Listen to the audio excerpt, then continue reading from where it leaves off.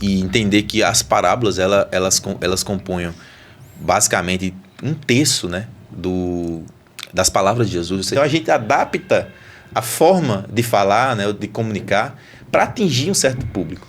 E a forma que Jesus encontrou de se comunicar e de transmitir suas verdades foi através de quê? De parábolas. Ou seja, como a gente falou, o que é uma parábola? Parábola nada mais é do que exemplos reais, né, de cotidiano, do dia a dia, coisas que lhe chamam.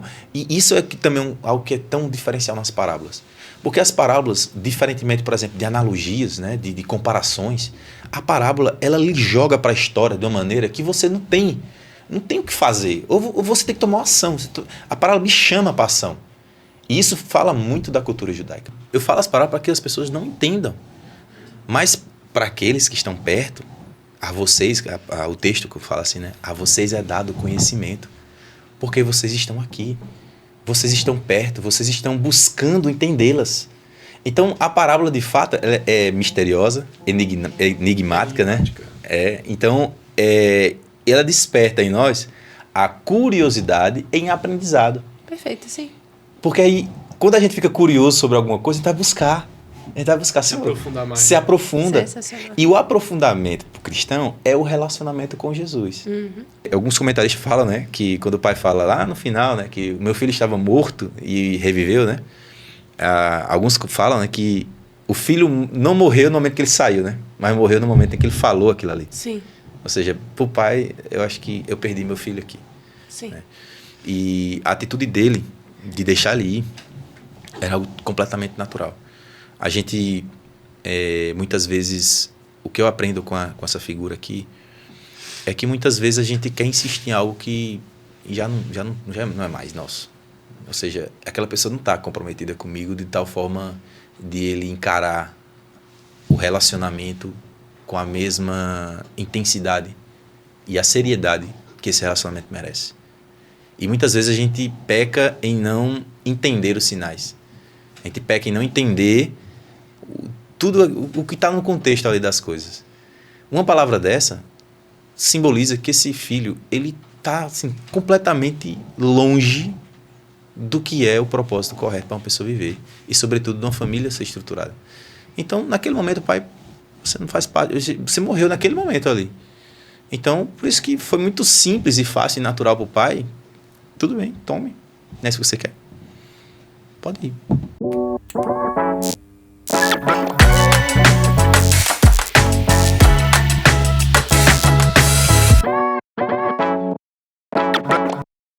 Graça e paz, pessoal! Eu sou Pedro. Eu sou Thalita. E seja bem-vindo a mais um Evancast! E aí, Pedro? Como é que você está no dia de hoje? Sentado. Que bom, graças a Deus, né? Eu vi que você... Eu tô bem, Thalita. Você tá bem? Eu tô bem. Eu Graças vi que você a mexeu Deus. tudo aqui hoje pra combinar os microfones com a sua roupa. Exatamente. Eu tô fazendo um plano assim pra De poder dominação. dominar o mundo. Entendi. Legal, eu gostei de começar pelo LED, assim. Achei bem eficaz. Mas eu tô muito empolgada porque hoje nós estamos com uma proposta diferente de episódio. Exatamente. O episódio Isso me deixou animada. especial. Não é um episódio ímpar porque virão outros iguais, né? Ó. Já Fica fica a aí o dica. spoiler. Fica a dica, virão outros iguais. Então não é um episódio ímpar, é um episódio especial, diferente. Demais. Um episódio temático, que o pessoal assim, acho que já viram na capa, né? Já viram nas publicações, já viram aí rodando pela rede social. Todo o nosso marketing, Tem nossa outra teoria divulgação. também, né? Pode não ter sido ímpar porque pode ser par, né? Que é 32 ou Essa 34. possibilidade também. E é isso, só que antes de revelar o tema, que ninguém sabe, a pessoa que vai estar trazendo os conhecimentos desse tema pra gente, também que ninguém sabe quem é, vamos falar sobre os nossos patrocinadores. O Arquinho sai, enganchou. E o nosso primeiro patrocinador, nosso irmão Júnior da Honda. Você que quer adquirir sua moto, chegou a hora, chegou o momento. Seja financiado com sócio à vista, ele está à disposição. É só entrar em contato com ele, vai estar aparecendo aqui o rodapé com o QR Code e o telefone dele.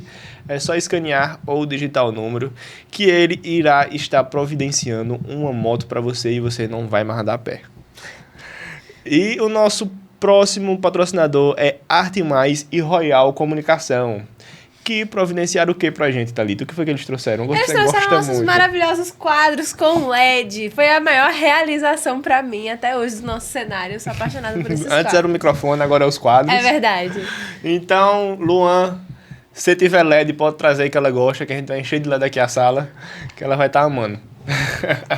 Você que tem sua loja e quer fazer uma identidade visual, é com eles. Quer fazer fachada, é com eles. Tudo que você pensar em comunicação visual, é com eles. Arte Mais e Royal Comunicação Visual. E nosso próximo patrocinador é Isa Makeup. O que é que ela faz, Thalita? Isa Makeup Shop, elas têm uma loja maravilhosa e as meninas são excelentes no atendimento. E você pode visitar não só para comprar maquiagem, como diz o nome, mas elas também vendem acessórios e alguns cosméticos. Você pode cuidar da sua beleza, da sua imagem lá. Elas são incríveis. Exatamente. E logo depois dela vem Isa Fisioterapeuta. O que é que ela faz? O que é que ela cuida? Isa Fisioterapeuta, Isabela Queiroz, fisioterapeuta. Ela é fisioterapeuta infantil e ortopédica e ela realiza diversos serviços para ajudar você a cuidar da sua saúde. Então, se você conhece alguém que precisa fazer algum acompanhamento, você pode encontrar uma profissional incrível que vai ajudar nesse processo. Elas são maravilhosas, inclusive ela é super ativa nas redes sociais. Conheçam o trabalho dela. E outra pessoa também que é super ativa nas redes sociais é nosso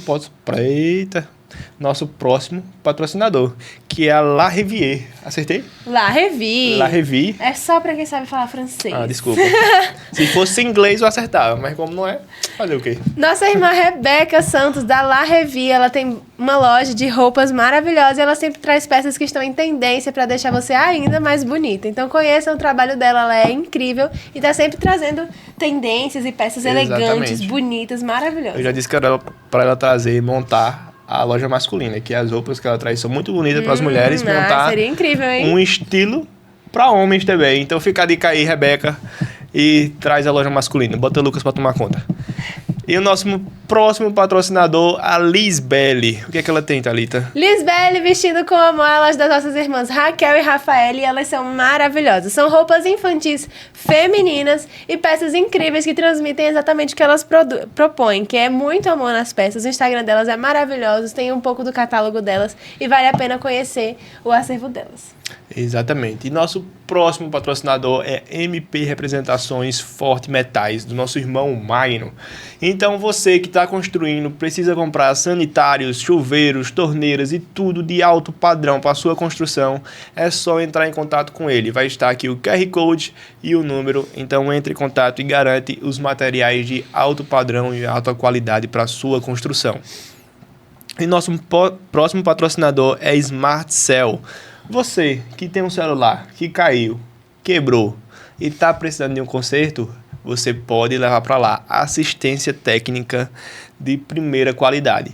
E se o seu celular é novo, não tem nenhum trincão, nenhum arranhão, nem nada, e você quer proteger ele mais ainda, fica à vontade. Lá também tem películas, capinhas, carregador. Se quiser fone de ouvido, tem você encontra também, lá. Viu, Airbag para celular. Airbag para celular.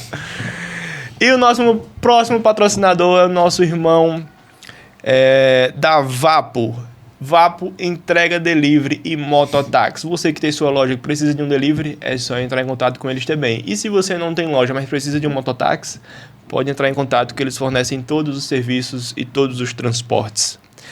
E o nosso próximo patrocinador é a Volumosa Concept. O que é que tem lá? Volumosa Concept da nossa irmã Iris Couto, que inclusive o marido dela, Eduardo, estava sendo nosso patrocinador na primeira temporada, estão sempre com a gente.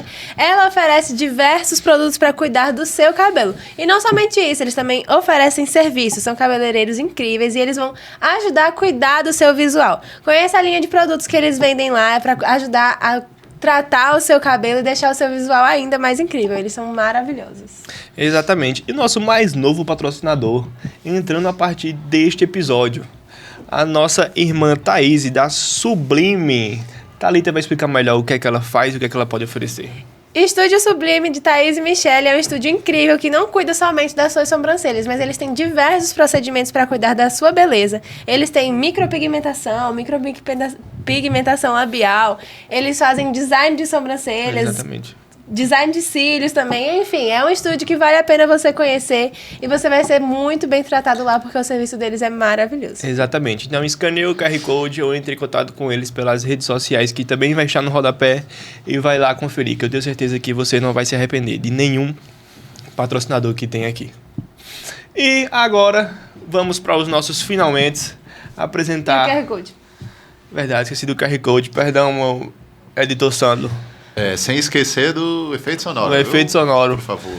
E também você que não é patrocinador, mas deseja abençoar o podcast, chegou a hora, chegou o momento. Vai aparecer aqui, ó. Aqui, Sandro, mais em cima, mais embaixo.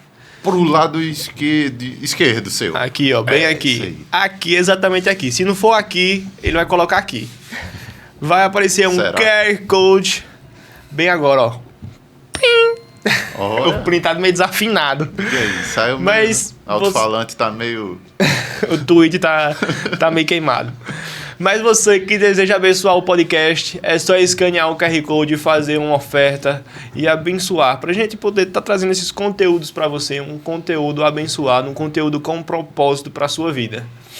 E no mais é isso, né, Thalita? Tô esquecendo mais alguma coisa? Não, estamos aqui. É isso aí, muito obrigada a todos os nossos patrocinadores, todas as pessoas que estão apoiando esse projeto para nos ajudar a levar um conteúdo com propósito e com excelência para casa de vocês. Exatamente. E agora, finalmente, a gente vai chegar e nos conectar para aquilo que a gente estava tão ansioso para fazer, que é esse episódio temático, junto com ele, evangelista Janderson, que é um teólogo e uma pessoa com um talento incrível para expor a palavra de Deus, assim, um dom incrível com a palavra. E hoje a gente está aqui para aprender e conversar um pouquinho mais sobre as parábolas de Jesus. Exatamente. Seja bem-vindo novamente, Janderson.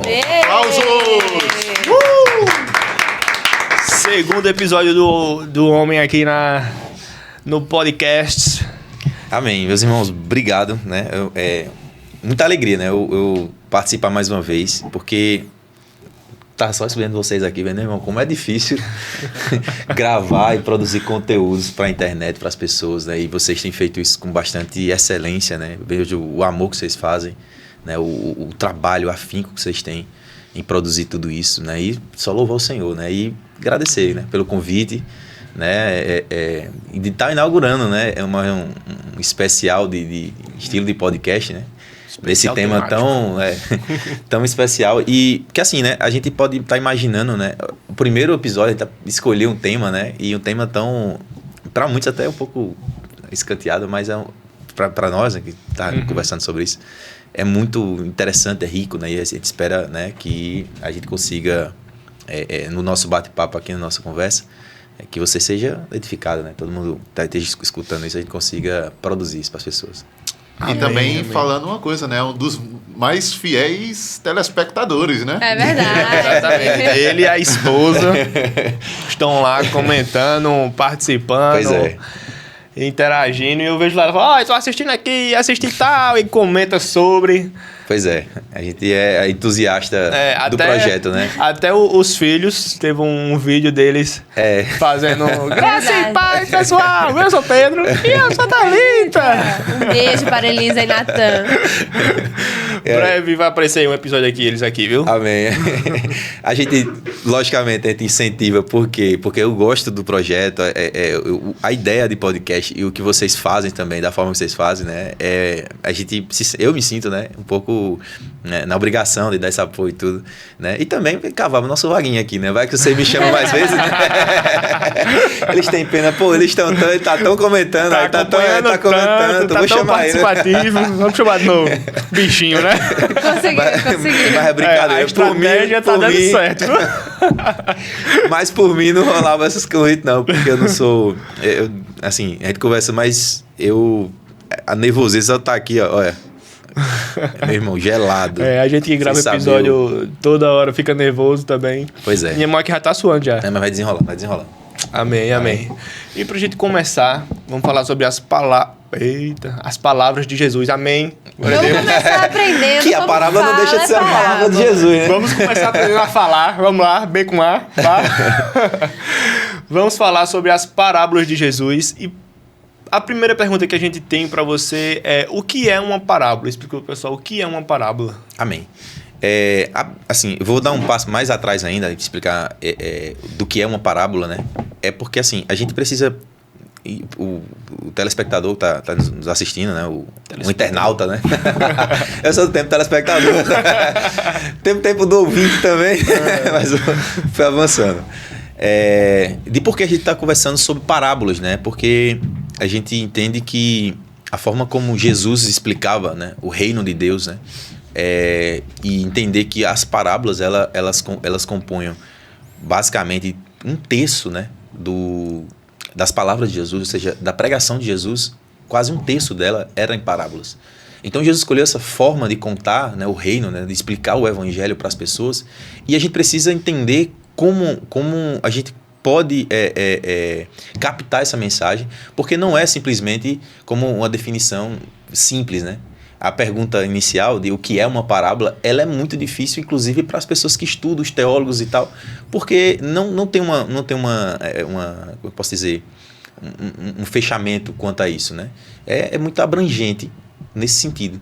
O que a gente pode, de introdução, afirmar, né, que uma parábola basicamente é uma história, né, que Jesus conta, né, baseado no cotidiano das pessoas, né, para atingir um propósito de entendimento espiritual, né? Mas a próxima pergunta, né? O que vai diferir, né? Porque essa definição é uma definição bem genérica que pode ser aplicada para diversos grupos, né? Tipos literários, né? De escrita, né? Tanto pode ser uma parábola, essa mesma definição pode ser aplicada para uma analogia, para vários outros tipos de corpo literário, né? Então, o que vai diferir uma parábola, né? Porque de fato Jesus escolheu esse método de ensino e que muito intrigava o povo da época, também intriga nós hoje em dia, para a gente absorver esse entendimento, para nós compreendermos melhor as palavras de Jesus. Porque essa foi a forma que ele escolheu de anunciar seu evangelho, né? Então, por isso que a parábola é tão importante nesse sentido. Então, basicamente, a parábola é uma história que Jesus escolhe contar, baseada na realidade das pessoas. Não é simplesmente uma história aleatória ou algo somente no campo, como é que eu posso dizer, especulativo, ou então só no campo do saber, né? Algo abstrato. Pelo contrário, a parábola ela parte da realidade para depois trazer uma compreensão espiritual ou algo moral ou algum conceito de algo. Então a parábola inverte a ordem do que nós conhecemos hoje em dia, né? Então, basicamente, a parábola é esse conjunto, né, de coisas, né? Amém. Eu estava vendo, acho que se eu não me engano é em Mateus, que os discípulos perguntam, né? Perguntam a Jesus, por que o Senhor fica pregando por parábolas, né? Por parábolas. Eu acho que também explica um pouco das parábolas, né? Que ele fala que era para quem tem um entendimento vai entender. Quem não tem, sinto muito. Isso. E aí esse texto é interessante a gente perceber do que eu acabei de falar anteriormente, né? O porquê a parábola, Jesus, ele escolhe esse método de contar suas histórias e contar o evangelho, de qual as pessoas que ouviram, né, o primeiro público de Jesus, quando ouviam as parábolas de Jesus, eles ficavam, mas o que é que ele quis dizer com isso, né? Então, o que acontece? Eu vou regredir mais um pouco para depois a gente chegar no ponto.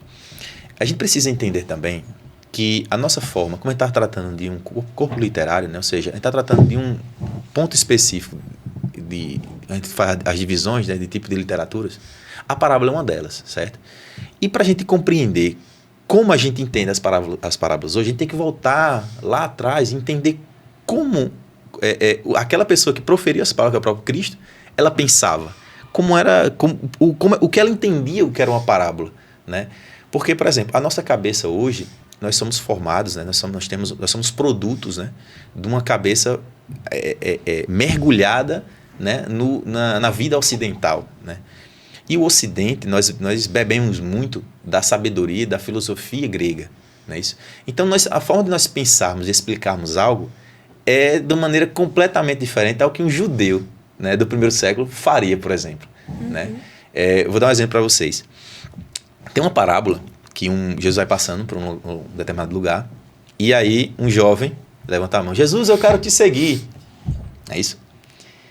Se fosse comigo, eu tentaria explicar para ele o que estava em jogo ali, né? Fazer uma definição lógica. Não, você sabe que se me seguir, você vai fazer isso, vai acontecer isso na sua vida, você vai sofrer algumas consequências, talvez você vai perder o amor dos seus pais, você vai perder várias coisas e tal. Tentaria fazer uma definição lógica para essa pessoa, para depois, talvez se ela não entendesse, aí eu trazia um exemplo. E aí fechava minha argumentação para responder a pergunta dele. Mas Jesus não faz dessa forma. Jesus usa uma parábola. E a parábola, na verdade, não é, como eu posso dizer, uma explicação. E da explicação vem aí um exemplo para você entender a explicação. Uhum. A parábola é o tudo. Ou seja, a parábola ela não é uma historinha para você assimilar um conteúdo. Ela é tudo junto. Uhum. Tipo, Jesus não dá muitas vezes, né? Aí a gente vai mais à frente vai falar dos tipos, né, de parábola. Na maioria das vezes, Jesus não dá um background, né? Um conceito prévio, né? Das coisas, né? Ele só simplesmente joga. E aí, por isso, a dificuldade das pessoas entenderem. Por exemplo, nessa situação que eu falei, né? O jovem falou, Senhor, eu quero te seguir. O que é que Jesus responde para ele? As raposas têm seus covis. As andorinhas têm ninho para si. Mas o filho do homem não tem onde reclinar a cabeça. E saiu. E aí a pessoa que fez a pergunta, que falou a Jesus, o que é que você entende disso aí? Não é isso? Ou seja, Jesus não constrói um argumento, dá um exemplo, como a nossa mente ocidental funciona hoje. Uhum. Isso também diz muito sobre a cultura judaica. E a gente precisa também dar espaço para trás para a gente entender um pouco da cultura judaica. Como funciona a cabeça de um judeu? Como funciona a cabeça de alguém que vivia na época ali? Porque Jesus pregou, a princípio, para os judeus. O público-alvo de Jesus era a casa de Israel. Né? Então, ele tinha que ter uma linguagem que se comunicasse com o seu público, como aqui o podcast, como o Evancast. Não é isso? Vocês têm uma linguagem no qual vocês têm um público-alvo, no qual vocês tentam adaptar a forma de transmitir o que vocês têm, né, para esse público. Então, vocês, muitas vezes, fazem como o apóstolo Paulo, né? Eu me fiz de grego para ver se eu ganhava algum grego, eu me fiz de judeu para ver se eu ganhava de judeus, e aí eu me fiz de tudo para ver se eu alcançava o máximo de pessoas possíveis. Então, a gente adapta a forma de falar, né, de comunicar, para atingir um certo público. E a forma que Jesus encontrou de se comunicar e de transmitir suas verdades foi através de quê? De parábolas. Ou seja, como a gente falou, o que é uma parábola? Parábola nada mais é do que exemplos reais, né, de cotidiano, do dia a dia, coisas que lhe chamam. E isso é também algo que é tão diferencial nas parábolas. Porque as parábolas, diferentemente, por exemplo, de analogias, né, de comparações, a parábola ela lhe joga para a história de uma maneira que você não tem o que fazer. Ou você tem que tomar uma ação. A parábola me chama para ação. E isso fala muito da cultura judaica. A cultura judaica ela não tem esse aspecto abstrato que nós temos hoje em dia. Por exemplo, a gente fala de amor. Quando a gente fala de amor, você pode dar uma definição completamente abstrata. Uhum. Você pode dar uma definição sem usar nada da realidade para exemplificar o que você está falando. Mas na cabeça do judeu, ele não consegue dar definições abstratas. Ele só consegue dar definições onde a ação está junto. Então, por isso que o ato de amar, ele explica o ato de amar amando. Ou seja, quando ele está fazendo... Um judeu se encontra em alguma situação desse tipo, ele, de fato, a praticidade das coisas é a forma que ele encontra de responder as coisas. Não é, eu vou fazer uma definição teológica ou definição filosófica sobre algo. Não. Para o judeu, a forma de explicar as coisas é fazendo. Então, isso explica um pouco do porquê Jesus utilizava esses acontecimentos do dia a dia, né? Justamente quando ele era questionado sobre algumas coisas, ele usava exemplos, por exemplo, muito de camponês, muita parábola sobre agricultura. Então, tem muitas formas que Jesus encontrou para explicar, mas todas passavam por ações. As pessoas que escutavam as palavras de Jesus, ela era transportada para aquele cenário, de sorte que elas não conseguiam simplesmente ficar inertes, como se fosse algo somente teórico. Isso.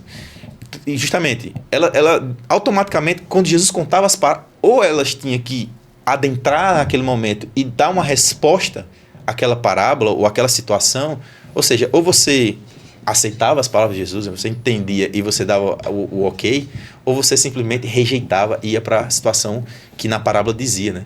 Porque, por exemplo, quando a gente fala dos 2 homens, né, lá cada um construiu uma casa e tal, quando você adentra nessa história, você não tem como você voltar atrás. Ou você é um cara que escuta as palavras de Jesus e coloca em prática e tem sua casa erigida sobre a rocha, ou você simplesmente rejeita as palavras de Jesus e, na comparação, a sua casa está sobre a areia. Então a parábola lhe joga para uma situação onde você simplesmente não tem o que fazer. Você tem que tomar uma ação, você tem que tomar uma decisão, né? Então por isso que a parábola difere muito das formas hoje que nós contamos as coisas, que nós definimos as coisas. Então quando a gente fala o que é o reino, imagina Jesus, como é que eu vou me comunicar com esse povo? Como é que eu vou pregar? Qual vai ser a forma que eu vou usar, né?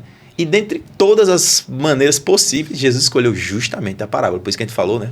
Nos evangelhos sinóticos, as parábolas, ela, na verdade, elas são mais de 1/3, né, da pregação de Jesus. Então, por isso que nesse texto que o Pedro falou, né, o público de Jesus fala assim, porque o Senhor fala por parábolas. Uhum. É como se fosse uma marca, uma característica de Jesus. Ele ficou conhecido como o pregador das parábolas, né? Ou seja, alguém que expressava a vontade do Senhor, mas não de maneira igual era no Antigo Testamento, dos profetas, por exemplo. Assim diz o Senhor, tal, e falava, não. Ele simplesmente contava as histórias e acabou-se. Você que se vire, muitas vezes, para entender o que ele está dizendo, né? E voltando, agora sim, entrando no que Pedro perguntou, sobre por que muitas vezes os discípulos, nesse texto, né, de Marcos, ele pergunta, mas mestre, eu não estou entendendo essa parábola, né? Me explica aí, né? Porque o que acontece? Como a parábola ela tem esse aspecto onde você é jogado para dentro de uma história e você precisa tomar uma decisão, uma ação, a questão toda não é nem com relação a algo cognitivo. Ou seja, o questionamento dos discípulos não se trata de um entendimento cognitivo. Ou seja, eu não estou entendendo cognitivamente falando a respeito do que o Senhor está dizendo. O entendimento ali não é com relação a isso. O entendimento é com relação a quê? A você ter uma ação depois disso. O que é que eu vou fazer com essa informação espiritual? É você adentrar no reino espiritual e você dizer assim, agora eu tenho que tomar uma decisão. E a decisão que eu tenho agora ou é de regredir ou é de progredir. Então Jesus está dizendo o que ali? Que algumas pessoas, o reino de Deus, algumas pessoas entendem e na maioria das pessoas não vão entender. A parábola não é para entender elas. E aí você fica, onde vai falar um negócio que não é para as pessoas entenderem, né? Mas o sentido disso, né, é justamente o que eu estou tentando falar, que como a parábola tem esse aspecto, o que Jesus está falando aqui, quando você adentra dela, já entendeu. Ou seja, o fato dos discípulos estar perguntando sobre isso é que eles despertaram dentro dele o desejo de se aprofundar naquela parte ali. Então, não se trata de algo cognitivo, mas se trata do aspecto primário da parábola, que é o quê? Jogar você para a decisão. E aí? Vai ou não vai? Vai renunciar ou não vai? Vai seguir a Cristo ou não vai? E aí o que muitos não entendiam é porque não queriam se deparar com aquela verdade. É igual aquele negócio, está aqui nessa situação, né? Imagina as pessoas, bicho, vamos participar aqui dessa dinâmica aqui, tá explicando o negócio, vamos participar da dinâmica. Só que as pessoas, não, isso é muito difícil, eu não vou nem participar. Porque se ela entra na dinâmica, ela é envolvida com aquilo ali e em algum dado momento ela vai ter, despertar nela algo para tomar uma ação, uma decisão, né? De alguma forma aquilo ali vai mexer com ela. Então as pessoas não vão nem entrar, né? Então quando ela disse que eu não entendia, é porque assim, não havia a vontade de fato de estar dentro, né, do ensinamento, do centro da vontade de Jesus. Então, a parábola tem esse aspecto, né, essa diferenciação das outras coisas e basicamente o que Pedro falou se resume a isso que eu tentei falar, né? Bom, basicamente, então, um grande apanhado das coisas que a gente veio trazendo até agora é primeiro entender qual é a finalidade da parábola, né, o objetivo dela, e é justamente isso que você trouxe. Ela trazia a pessoa para provocar uma reflexão, e ela não tem o objetivo de te dar resposta, né? Ela te coloca para pensar. Também entender, quando a gente vai olhar as parábolas de Jesus, o contexto histórico e lembrar o momento que as pessoas estavam vivendo ali e saber que aquelas coisas não estão ali à toa, né? Mas elas têm um significado, têm um contexto. Tudo ali vai nos direcionar para algum lugar. Então, e é muito interessante de pensar quando a gente começa... Tô falando assim de pessoas que estão bem no princípio da fé, que a gente começa a ler as parábolas de Jesus e algumas coisas você olha e você diz, o quê? O que aconteceu aqui? Por que essa pessoa fez isso? O que aconteceu?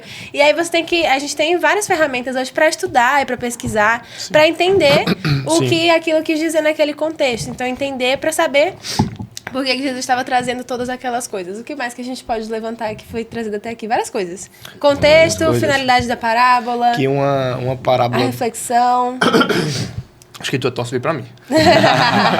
Que uma parábola traz a gente a pensar, né? Que uma história normal, a gente conta... Fica ali no entendimento e pronto, passou. Não era só uma história. Uma história. E aparece mesmo tipo como um processo meio que imersivo, né? Sim, verdade. Você pra história.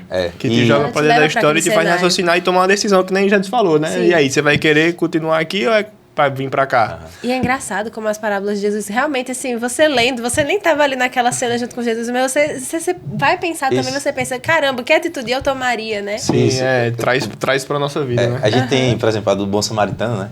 Que foi apelidada do Bom Samaritano. A gente percebe, na conclusão ali, que o público de Jesus, eles ficaram meio que constrangidos.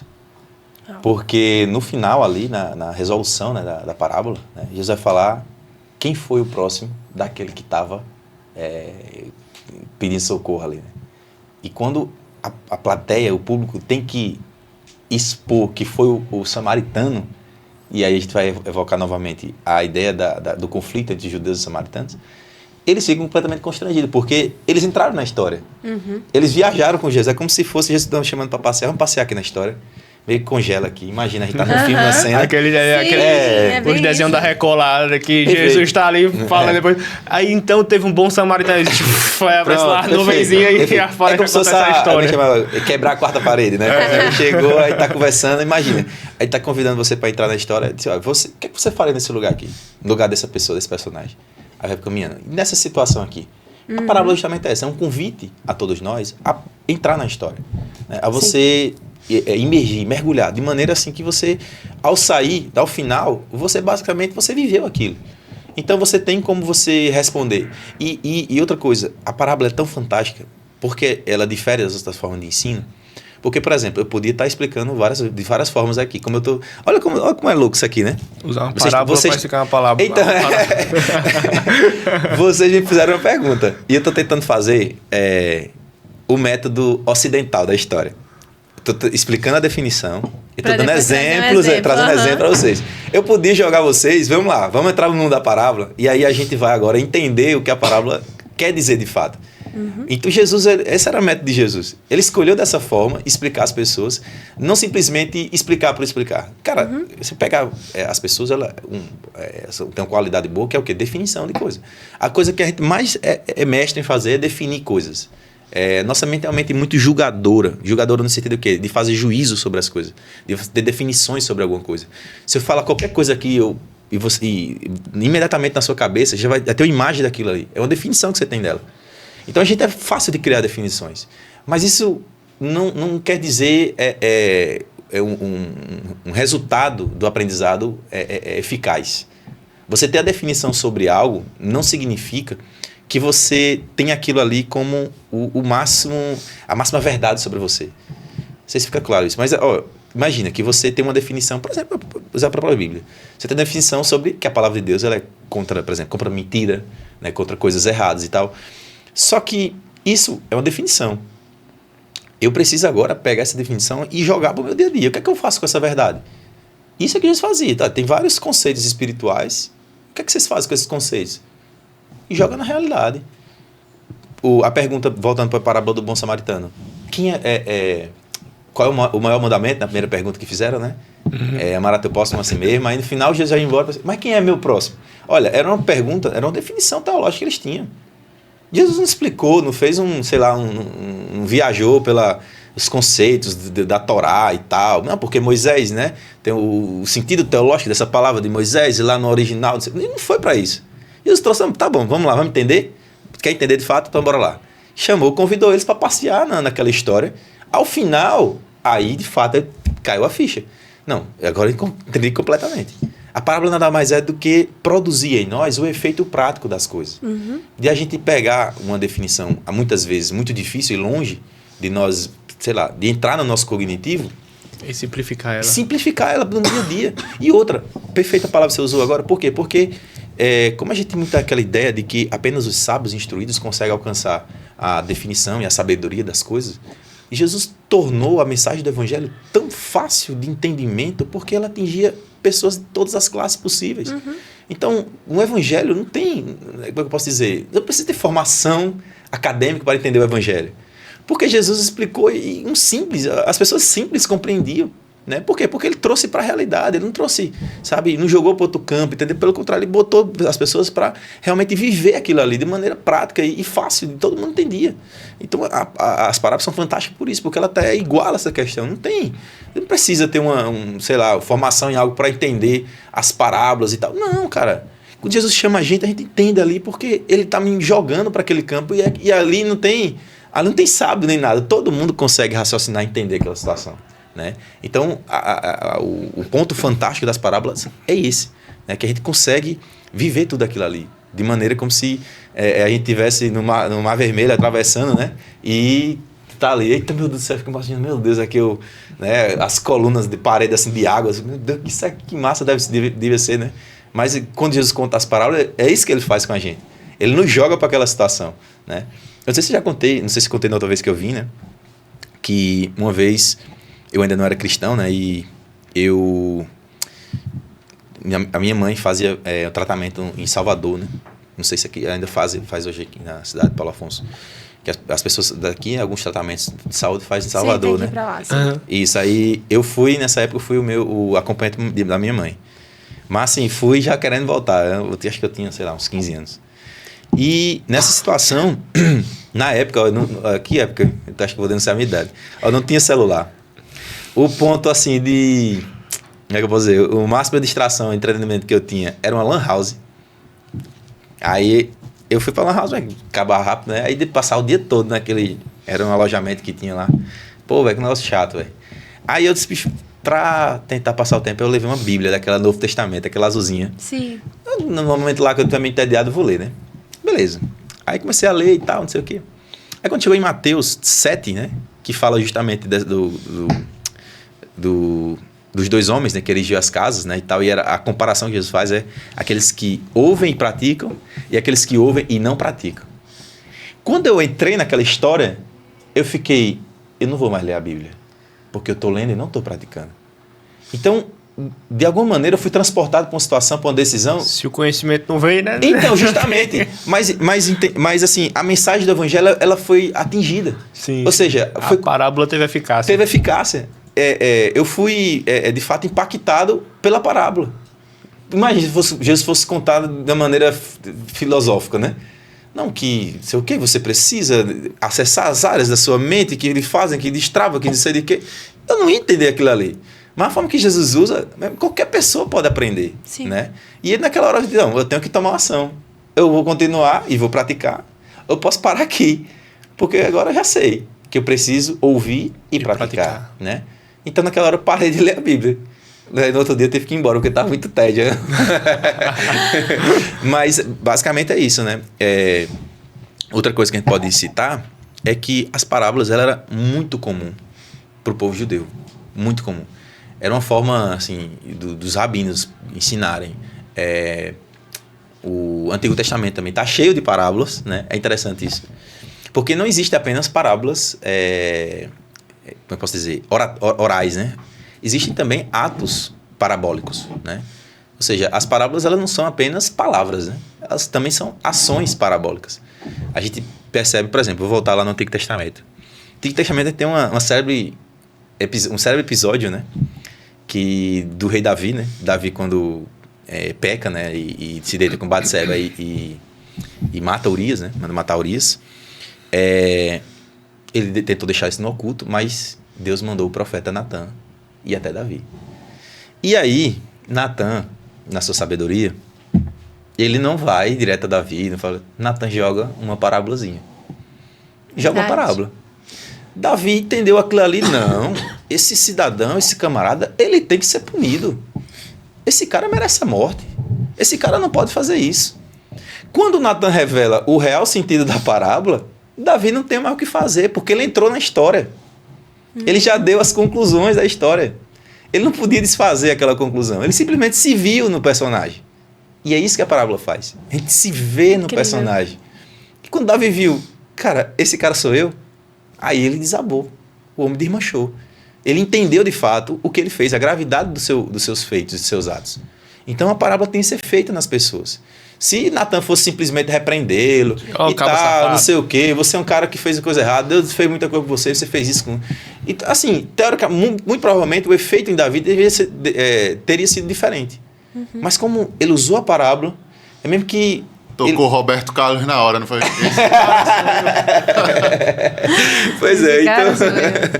E Davi não teve saída. É mesmo que você cerca a pessoa assim, aí você diz, tá bom, e agora... Deixa eu revelar agora o sentido do negócio. Você agora está aqui, você não tem como mais fugir, agora você vai entender de fato o que a parábola significa, né? Então, a parábola é fantástica por conta disso, né? Então, assim, era algo usado, né? Tão muito corriqueiro para as pessoas, né? E as pessoas também já estavam acostumadas com esse sentido. O fato de estar acostumado não significa que eles como eu posso dizer, entendiam tudo, né? Era praticado, mas, de fato, uma parábola, ela quer fazer você pensar. Sim. Hoje nós estamos acostumados a consumir conteúdos. E já tem a resposta. Já tem a resposta, tudo mastigadozinho, né? Explicado, né? Os pontos certinho, né? Digita no chat. Chat, me dê isso aqui, não sei o quê. A gente não quer pensar nas coisas. Chat, pense pra mim. O que é que você faria nessa situação? Aí o chat vai, dá tudo. Então, a gente quer que tudo mastigadinho. A parábola vai pro caminho inverso. A parábola faz você pensar, vai você realmente refletir. Você olha assim, rapaz, realmente, cara, eu... Tô agindo igual esse cara da parábola. Eu preciso mudar de vida, eu preciso fazer isso. Então a parábola ela vai de encontro ao encontro. De encontro. Depende de encontro. Com a de frase, encontro. Ela vai em oposição. Sim, sim. Vai de encontro ao que a gente vive nos dias de hoje. Por isso que ela é tão importante.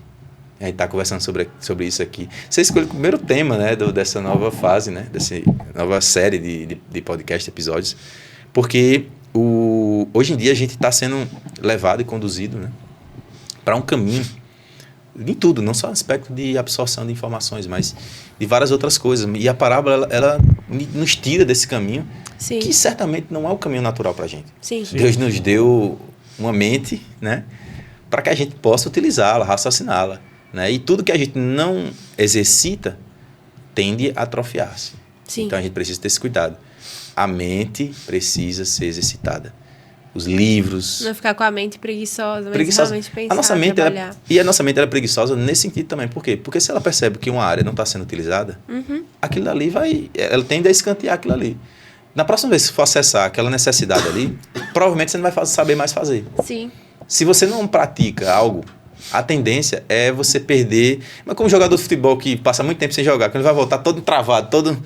Ou seja, os músculos não estão acostumados mais com aquilo, né? Então, isso é na nossa mente também. Se a gente não praticar, não se exercitar, a gente tende a atrofiar-se, tanto intelectualmente como espiritualmente, em vários aspectos, né? Então, isso aí vale para tudo. Então, a parábola é importante por isso também. Nos faz refletir, né? A gente tá aqui olhando, pai, é verdade, isso aqui. Isso aí pode... Não, com certeza essa conversa já vai ser suficiente para fazer a gente também refletir sobre as parábolas de Jesus e sobre nós, e sobre a gente pensar e tomar novas atitudes. É incrível, sensacional. E, inclusive, uma das minhas reflexões de hoje será, tipo assim, realmente pensar sobre as parábolas e como elas são estratégias muito ricas de fazer as pessoas pensarem. Como Jesus, ele foi muito... incrível, assim, inteligente. Nossa, quem diria assim, inteligente, né? Mas, assim, são estratégias incríveis de fazer a gente se enxergar no evangelho, enxergar a nossa caminhada, assim, incrível mesmo. E, assim, muitas vezes a gente olha o evangelho, né? E se vê muito distante daquela realidade, né? Mas, como Jesus conta as coisas, a gente também é transportado para ali. A gente não pertence a uma religião onde simplesmente a gente fala às pessoas algo que está distante de nós. Sim. Pelo contrário, quando Jesus conta os evangelhos, nós lemos aquilo ali, a gente se joga, né, para dentro desse episódio e, de alguma maneira, cara, eu sou participante daquilo. Ou seja, o que aconteceu, por exemplo, com Estevão, a gente se sente aquilo. É como que eu estar ali naquele momento e sentir cada pedrada, sabe? Cada situação daquela, eu fico, meu Deus, o que é que eu faço nessa situação?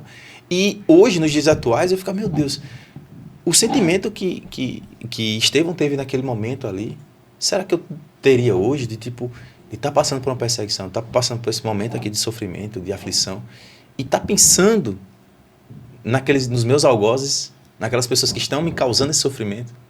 Porque a preocupação de Estevão naquele momento não era com a vida dele. Pelo contrário, de que eu fechar meus olhos aqui, eu vou abrir Jesus. Estou vendo Jesus agora aqui, ó. Jesus à destra de Deus Pai, eu estou vendo ele completamente assim. É igual estou vendo você, estou vendo Jesus aqui. Para mim, isso não tem importância nenhuma. Eu estou preocupado com vocês. Olha que loucura. O cara está sendo apedrejado pelas pessoas e ele está preocupado com os outros. Pai, perdoa-lhes. Eles não sabem o que fazem. Então, é algo que eu fico olhando. Eu entro nessa história e eu fico, cara, tem algo errado. Muito errado em mim. Porque eu não estou com esse pensamento. Eu não estou com essa vontade, sabe? De viver o evangelho na sua, sabe, mais pura essência. Então, quando eu escuto uma parábola de Jesus, eu me choco novamente com a força e a potência do evangelho. Que é, de fato, de tirar todas as minhas bases. Tipo, eu não tenho mais para onde... Como diz a música, não tenho mais para onde ir. Eu tenho onde fugir. Ou eu vivo isso aqui, ou eu vou morrer na fé, eu vou naufragar na fé. Então, as parábolas... o poder das parábolas, ela rompe gerações.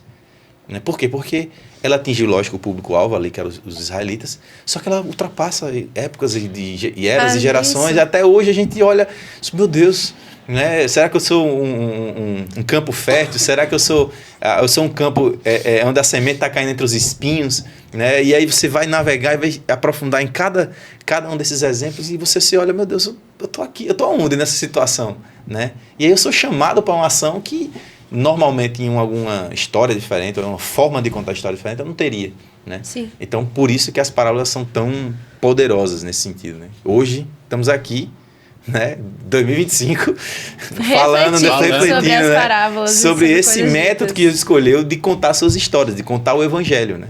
Então, se Jesus escolheu, digamos assim, boa parte do que ele falou era em parábolas, então, cara, eu tenho que voltar muita atenção para isso. Não, e não só refletindo e pensando, caramba, como foi uma estratégia inteligente, mas é como você falou, a gente também se sente confrontado hoje, a gente Sim, todas as palavras, foi falar 2000 anos atrás, ali, a gente confronta a gente e traz reflexão nos nossos tempos de hoje, né? Não foi só ali, tipo, a parábola serviu para aquele contexto, para aquele momento, não. Serve para o nosso contexto também, para o nosso momento também. Perfeito. Eu fiquei curiosa sobre uma coisa que você falou muito rapidamente, mas é uma coisa que eu não tinha percebido antes, não sabia, na verdade. Sobre ações parabólicas no Antigo Testamento. E aí você trouxe alguns exemplos ali e tal, e assim, foi interessante de pensar. Eu me lembrei, especificamente, de Oséias e todo aquele babado lá dele. Aquilo ali poderia se considerar como uma parábola. Perfeito. Legal. A gente enquadra, como eu falei, né? Existem parábolas, a gente pode dividir, né? Parábolas em termos didáticos, em termos orais, né? Uhum. As pessoas falam, né, a respeito de alguma coisa, e tem parábolas também em ações. O caso de Oséias é um caso muito, muito claro, né, a respeito disso, né, de como Deus usou a vida de Oséias para simbolizar a situação espiritual de Israel. Uau. Você imagina o nojo, quando a gente se depara com essa história de Oséias, e a gente se coloca no lugar de Deus. A gente fica, meu Deus, como pode? Eu sou assim. Ou nós somos assim muitas vezes. Ou muitas vezes eu estou me comportando dessa maneira. Se eu leio a história de Oséias e fico, meu Deus, como é que pode isso acontecer? Como é que pode o cara aceitar ela de volta? Como é que pode ela fazer isso? E não simplesmente desvios de condutas simples ou para nós, digamos, aceitáveis de perdão. São coisas assim, horripilantes, coisas que para qualquer relacionamento normal e natural não teria mais volta. Não teria mais condições de voltar. Sim. E Deus, através desse exemplo, nos mostra, assim sou eu com vocês.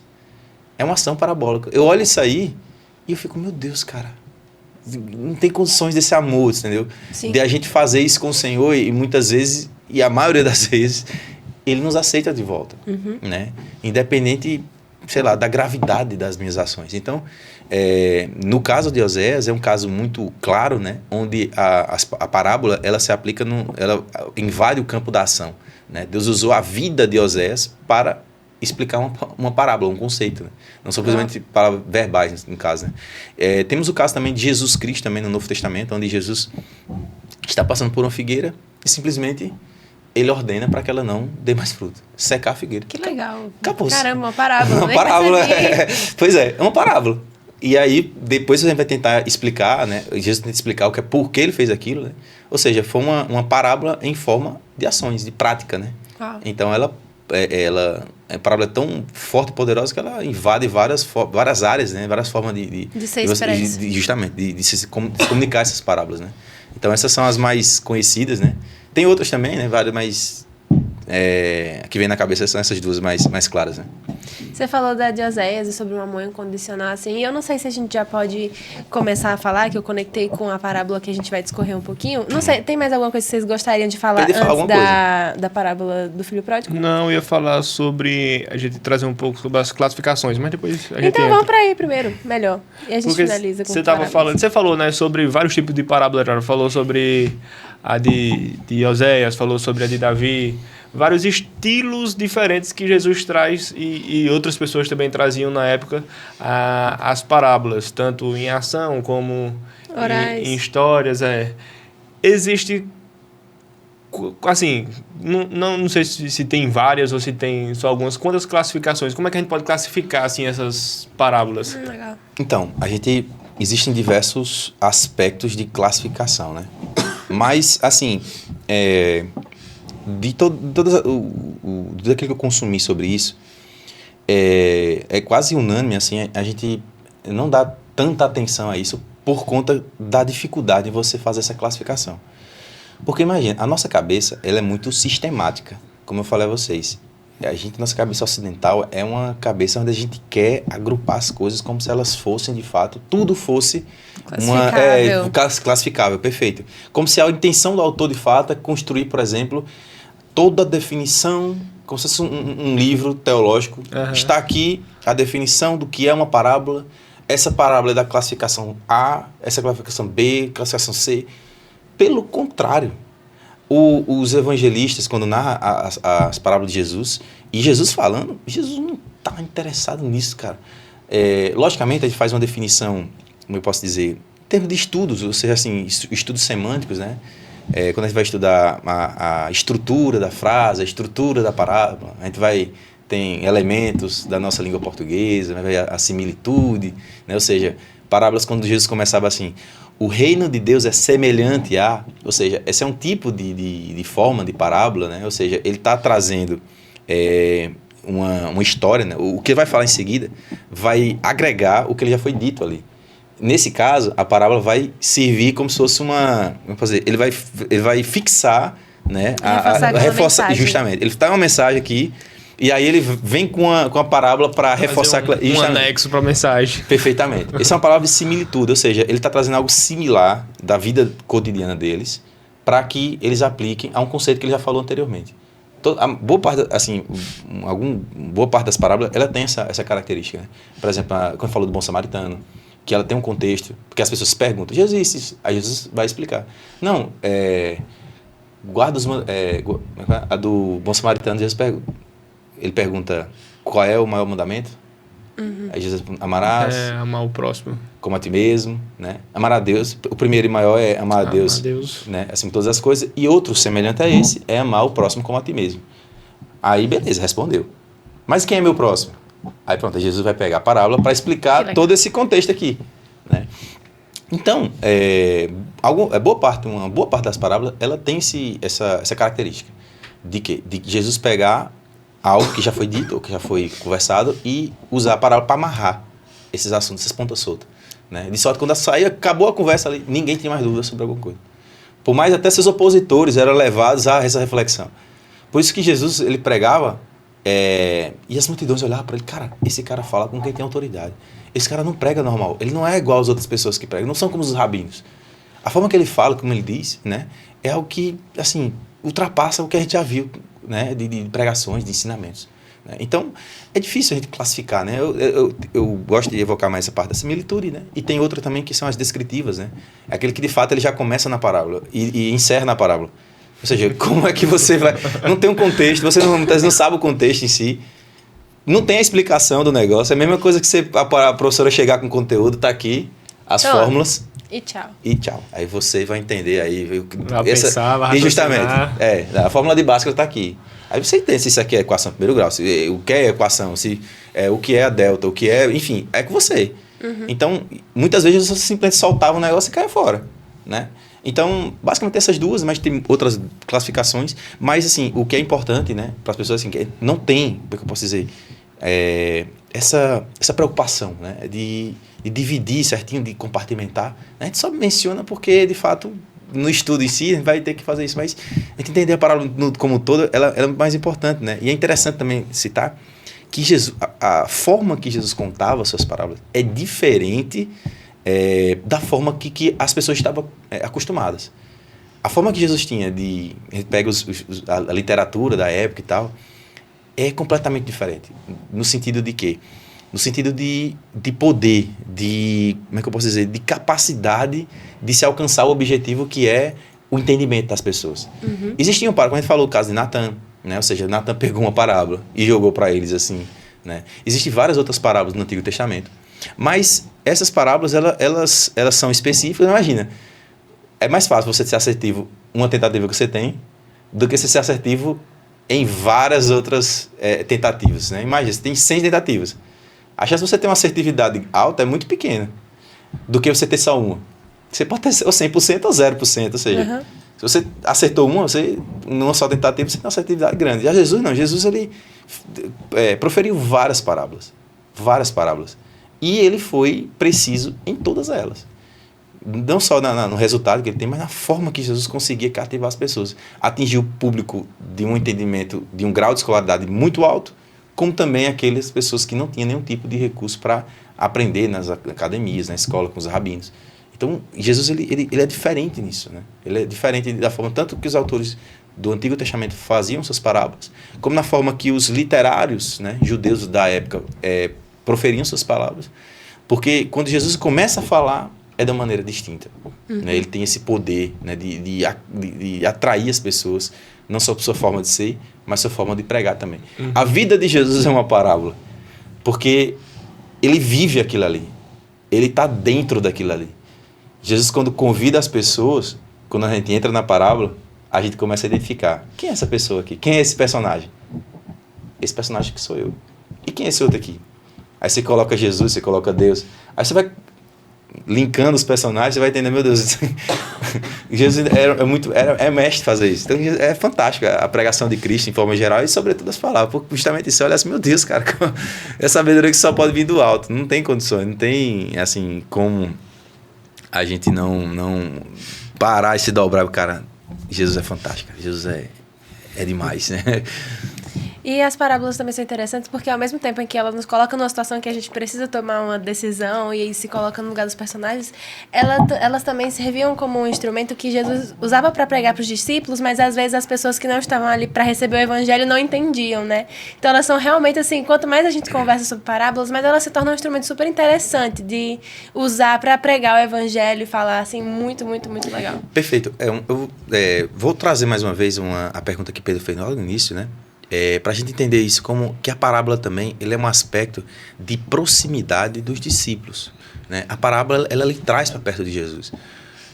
Quando Jesus contava as coisas, né, as pessoas que não tinham interesse naquilo, o primeiro ponto que eles faziam era a rejeição.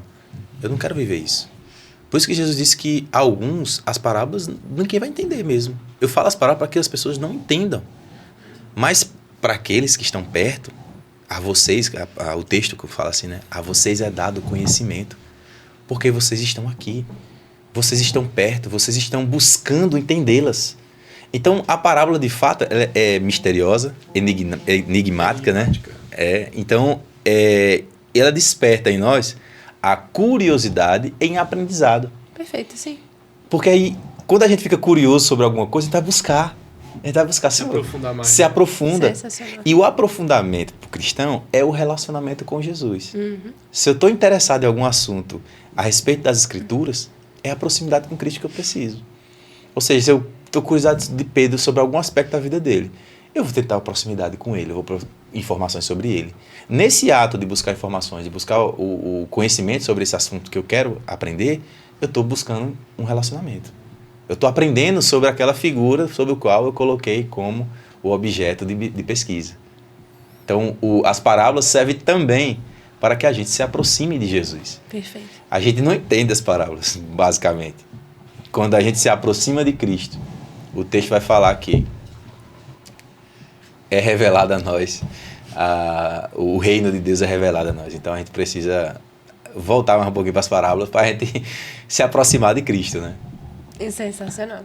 É isso para você ver até, assim, Deus é tão perfeito, Jesus é tão perfeito que tudo que ele faz não tem somente, assim, um propósito, aqui é para você Vou pensar, fazer porque vai ser legal, ser misterioso.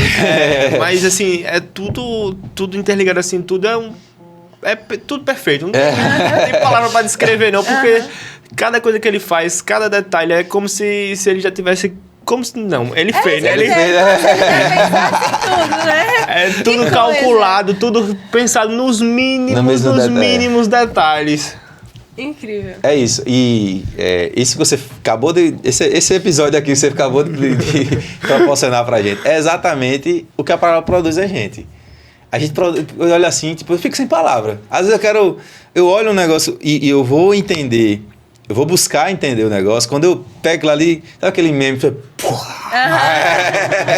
Sua mente expande aquilo ali e você fica sem palavra, né? Eu lembro do episódio onde Paulo está explicando, por exemplo, em Romanos 11. Paulo está explicando um assunto bem complexo, que vai do capítulo 9 até o capítulo 11. E no final de tudo isso, Paulo olha, meu Deus, cara... Que conhecimento, que sabedoria, que profundidade. Ele vai falar aquela profundidade do conhecimento, da sabedoria, quão insondáveis são seus juízos, quão inescrutáveis são seus caminhos. Meu Deus, quem foi que deu primeiro ao Senhor para que depois seja restituído? Quem conheceu a mente do Senhor? Porque dele, por ele e para ele são todas as coisas. Então Paulo, quando se depara com essa sabedoria, ele fica, meu Deus, que é isso, cara? Foi outras palavras, ele faz falar mesmo. Meu Deus! Que profundidade! Incrível. Mas é isso. É muito interessante, assim, que quando a gente vai buscar mais, acontece mesmo, a explosão de conhecimento que a gente não consegue dimensionar com a nossa mente, né? Somente a mente de Deus, a mente dele consegue planejar e fazer tudo isso. A gente, quando tenta, não consegue, porque nossa mente é muito limitada. Perfeito. É isso aí. Qual era a pergunta que você tinha para fazer para ele antes? Que Na eu verdade, interrompi. Ele linkar, né? Então, é porque a gente estava falando de Oséias, você mencionou o amor de Deus e como ele é até constrangedor, né? Ele constrange a gente. Uhum. E aí, não sei se a gente já pode começar a discorrer um pouquinho sobre a parábola do filho pródigo, porque também ali se revela um amor, assim... Meu Deus do céu, inexplicável. E aí a gente pode começar conversando um pouquinho sobre essa parábola. Acabou muito bem. Bem, a parábola do filho pródigo, ela tem essa característica marcante, distintiva de todas as outras de Jesus. De longe, é a mais conhecida que ele proferiu. Quando se fala em parábola, acho que a primeira que vem à mente é a parábola do filho pródigo ou a do bom samaritano, né? Sim. Porque, de fato, a parábola, ela tem uma... Como é que eu posso dizer? Basicamente, ela fala sobre a história de todos. Algumas parábolas são de alguns aspectos específicos da nossa vida e que não necessariamente todas as pessoas irão viver aquilo. Uhum. Mas essa parábola, a parábola do filho pródigo, ela simplesmente conta a história de fato do ser humano, da humanidade como um todo. Logicamente usando esse exemplo, mas ele expande para a nossa realidade com Deus como foi desde o início. De que nós estávamos longe, perdidos e que Jesus nos encontrou. Então, a parábola do filho pródigo, ela tem esse poder. E outra coisa que a gente precisa, né? Como sempre, quando a gente vai analisar a Bíblia, a gente precisa entender a cultura sobre a qual a Bíblia foi escrita, né? Ou seja, entender a cultura hebraica para que a gente entenda que tipo de homem está citando aqui, que tipo de pai é esse aqui, né? Como era o pai dessa cultura em si, né? Por quê? Porque isso faz toda a diferença. Toda a diferença. Por exemplo, quando eu escutei uma vez José passando, né? E tem uma pessoa tá na beira do caminho, Jesus passa e convida, vem e segue-me. Essa pessoa diz, não, deixa eu primeiro enterrar meu pai e depois eu vou te seguir. Na minha cabeça... O pai tinha morrido naquele momento ali, o pai tinha morrido e aí... Peraí, deixa eu finalizar o velório. Justamente, era como se fosse um período de velório em que Jesus faz esse convite para as pessoas. Não, acho que daqui a pouco termina, acho que vai ser enterrado, daqui a pouco eu vou. Só que quando você vai entender a cultura, aí você vai entender que não era um velório em si. Era, de fato, o pai dele estava de boa. Ou seja, ele estava protelando, chamado lá para longe. Ou seja, meu pai morrer. Quando meu pai morrer, quem sabe eu vou lá. Justamente. E aí, ou seja, quando você adentra na história, na cultura hebraica principalmente, aí você começa a entender algumas coisas que pra gente hoje é difícil. Porque a nossa cultura é completamente avessa a isso. É até interessante esse exemplo específico, porque, por exemplo, deixa eu enterrar meu pai, realmente dá a sensação, tipo assim, caramba, Jesus não podia ter esperado 10 minutinhos. Né? E não era exatamente assim, né? Incrível. Pois é. Então, como toda a história, a gente precisa entender primeiro a cultura hebraica, né? Então, a parábola do filho pródigo também é importante a gente entender o pano de fundo, né? Ou seja, de que a gente está tratando? Que tipo de família é essa? A estrutura dessa família, né? Ou seja, a gente está tratando de uma família judia, né? Do primeiro século ali, né? Onde a atividade normal era a agricultura, né? Vê ali que eles eram uma família que tinha servos, né? Era alguém que tinha posses nesse sentido, né? E ela traz evoca personagens muito interessantes, né? 2 irmãos completamente diferentes em ações e pensamentos, não tinham, como é que eu posso dizer, essa ligação fraterna. Sim. Como é conhecido como na maioria dos irmãos. Eles tinham dilemas entre eles, mal resolvidos, que eram 2 mundos diferentes. Nem pareciam que eram de fato irmãos, né? Então, eram 2 pessoas que conviviam no mesmo lugar, porém não tinham aquela relação comum entre os irmãos de fraternidade. Então, a gente vê esse contexto onde um pai vive com essas pessoas, os 2 filhos, né? A gente não vê a figura da mãe. E aí, assim, mais uma coisa da parábola que é interessante. A gente precisa, e isso é importante, estabelecer os limites da interpretação das parábolas. A gente não pode ir além do que está escrito, porque Jesus coloca cercas, coloca fronteiras ali que eu não posso ultrapassar isso. Vou exemplificar isso que eu estou dizendo.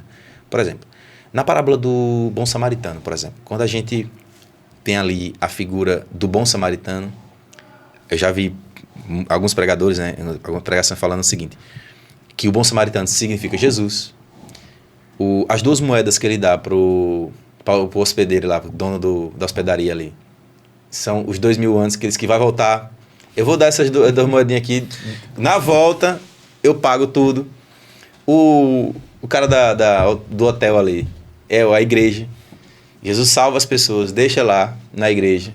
E depois, daqui a um tempo, ele volta para fazer a obra completa mesmo de restauração daquele homem. Então, são extrapolações da compreensão e da interpretação dessas parábolas que são importantes a gente colocar os limites. Porque senão vira qualquer coisa. Tipo, é uma parábola, não abre margem para muitas coisas. Como não é uma definição clara... E a imaginação do pessoal é fértil. Como não é uma definição clara sobre o assunto, e a parábola tem esse aspecto, então, para algumas pessoas, então vou estar aberto a interpretações. Mas não é bem assim. Ele tem limites que a gente não pode extrapolar. E um dos limites é o quê?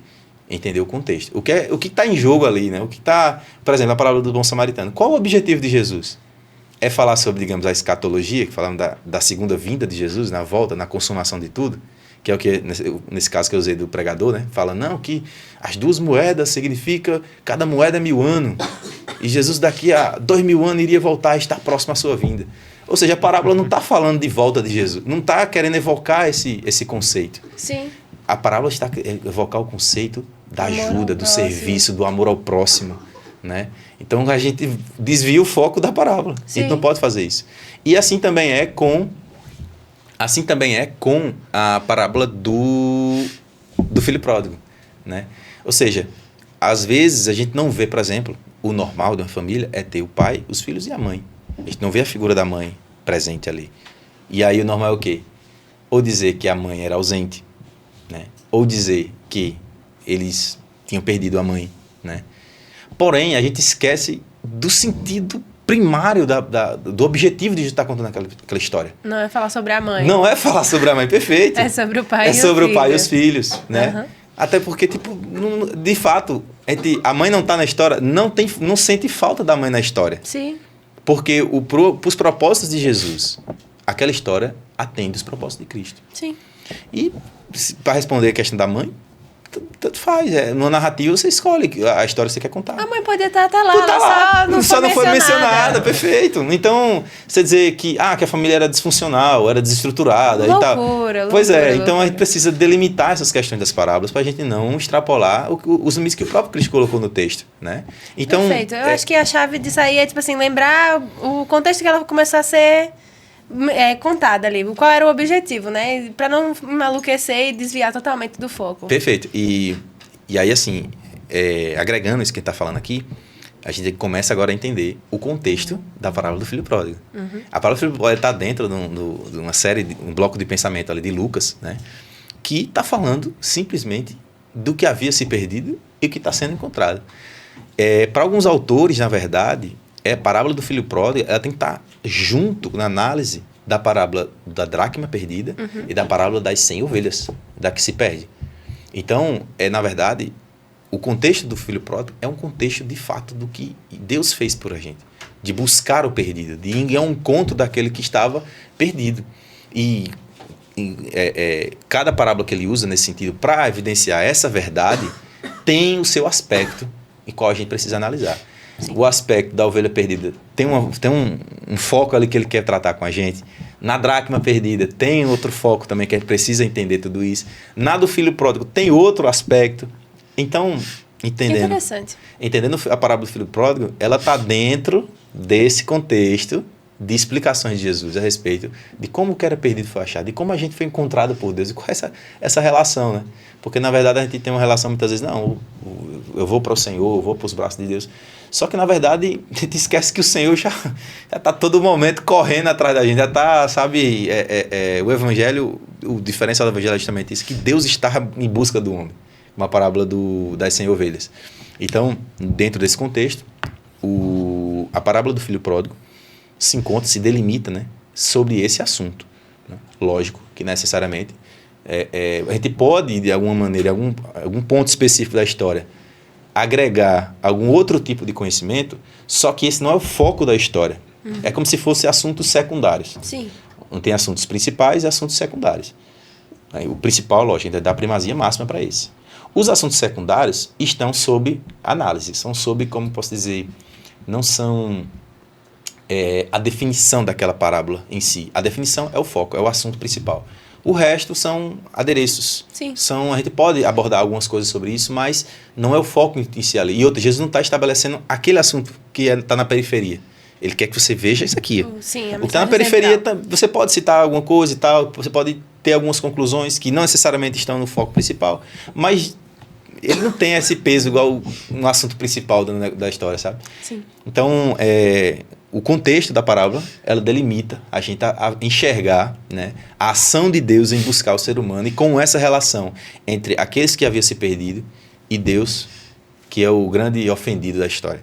Como Deus resolveu a questão da separação entre Deus e os homens. Como Deus resolveu a questão do efeito do pecado nos homens.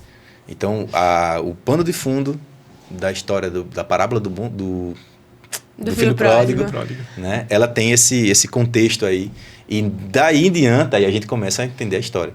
Né? Que existia dois filhos, né? Existia o pai, né? E o pai tinha posses, né? Ou seja, ele tinha propriedades, né? Possuía riqueza, né? Algo do tipo assim.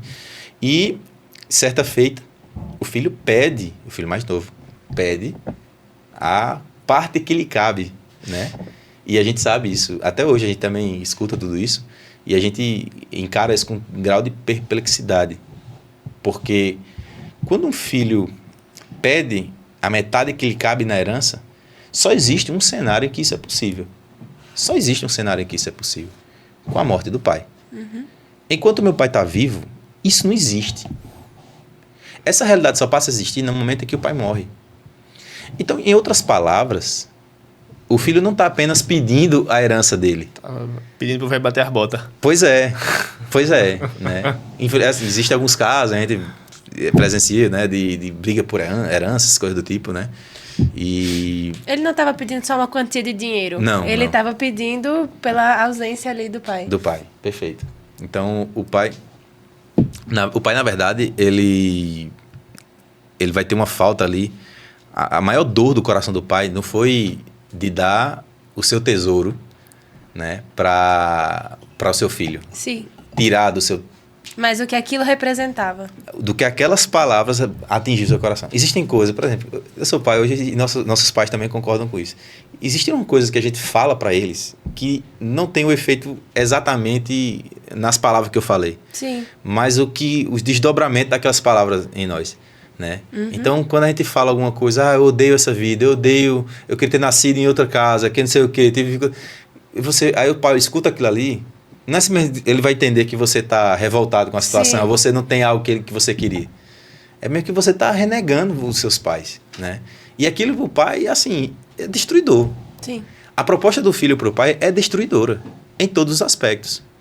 E a gente vai ver a cultura, né? Vários livros vão dar isso de como os povos da época entendiam essa proposta, né? Essas palavras do filho, né? Em situações normais, né? Esse filho simplesmente... o que o pai fez é algo natural que qualquer filho faz, que qualquer pai da época faria. Qualquer pai faria daquilo ali, porque esse tipo de comportamento não é compatível com o respeito que os filhos tinham com os pais. Sobretudo na cultura judaica.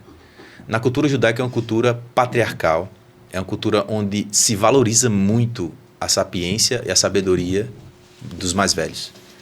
E principalmente se for seu pai.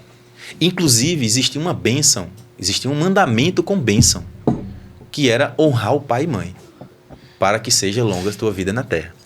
Então, o fato de você honrar o pai e mãe era algo não apenas desejável, mas era algo natural e completamente normal.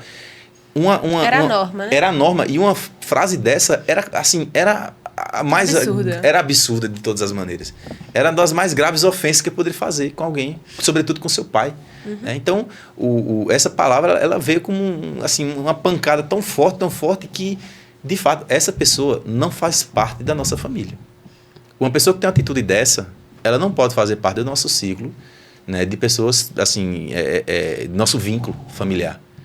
E o que o pai fez, cara,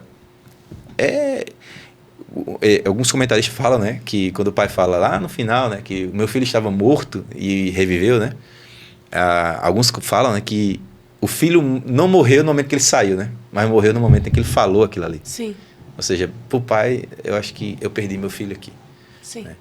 E a atitude dele de deixar ele ir era algo completamente natural. A gente, muitas vezes, o que eu aprendo com essa figura aqui é que muitas vezes a gente quer insistir em algo que já não é mais nosso. Ou seja, aquela pessoa não está comprometida comigo de tal forma de ele encarar o relacionamento com a mesma intensidade e a seriedade que esse relacionamento merece. E muitas vezes a gente peca em não entender os sinais. A gente peca em não entender tudo o que está no contexto ali das coisas. Uma palavra dessa simboliza que esse filho ele está assim, completamente longe do que é o propósito correto para uma pessoa viver. E, sobretudo, de uma família ser estruturada. Então, naquele momento, pai, você não faz parte, você morreu naquele momento ali. Então, por isso que foi muito simples e fácil e natural para o pai. Tudo bem, tome. Não é isso que você quer. Pode ir. Né? E isso fala também do caráter de Deus, onde o amor, olha que loucura, o amor é aquele que libera. O amor não lhe cerca, obriga. não lhe prende, não lhe obriga, sabe? Você está próximo do Senhor, mas se você está interessado, pode vazar. Muitas vezes eu olhar para o discípulo assim, você não quer cair fora, não? Vocês estão aqui comigo e tudo, tal, vocês estão vendo aí as coisas. Então, eu estou vendo um bocado caindo fora. Você está interessado em também, não? Então, ou seja, Jesus não quer simplesmente que você esteja ao lado dele. Ou quer preencher a cota ali do dia, de número de pessoas e tal. Jesus quer que você esteja comprometido. A inteireza de coração. Inteireza de coração. Se você não está comprometido, meu amigo, você pode cair fora. Pode cair fora. Por isso que a Bíblia fala muitas vezes, né? Aqueles que forem santos, se santifiquem. continue, persevere, mas aqueles que forem frios, cara, ou na verdade aqueles que forem os maus, né, que continuem na sua perversidade. Mas o que eu não quero é o cara morno.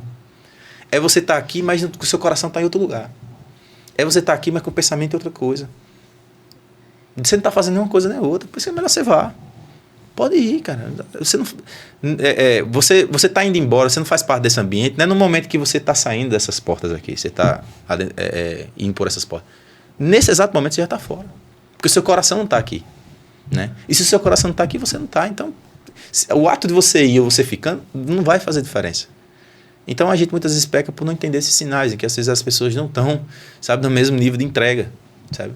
Cara, Deus abençoe a sua vida, não quer, tudo bem, não vou forçar as pessoas a fazer isso, a me amar, que é o caso, fala do amor, né? Uhum. Então, o pai simplesmente liberou.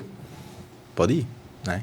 E, de fato, aquele ato, esse comportamento do filho é algo de alguém que não pertence mais a essa família. Não pertence mais a essa família. Tanto na visão das pessoas que estão em seu entorno, na visão do seu irmão mais velho que fica, né, com o pai. Ou seja, para todas as pessoas, esse cara simplesmente decidiu abandonar sua família. Ele não tem mais família, não tem mais pai. Né? E essa é a visão natural. Essa é a visão natural. Nós, e voltando para o que o texto quer falar a respeito dos ensinamentos, né? Nós se afastamos de Deus, se afastamos do Senhor e, de fato, não tem mais volta. Teoricamente falando, a gente não tem como pagar tudo aquilo que a gente fez contra o Senhor. A ofensa que a gente fez contra o Senhor, eu não tenho como pagar. Uhum. Eu não tenho o que fazer. Né? Então, nesse sentido, não tem mais volta. Não tem mais como fazer. Só que só havia uma pessoa nessa história toda que sempre estava aguardando. Ou que nunca fechou as portas completamente para o retorno. E esse é o diferencial. A gente pode até abrir mão, deixar que o outro vá, por amar muito. Mas a gente também não pode fechar as portas para a reconciliação. Isso Esse era o ponto que eu ia falar também.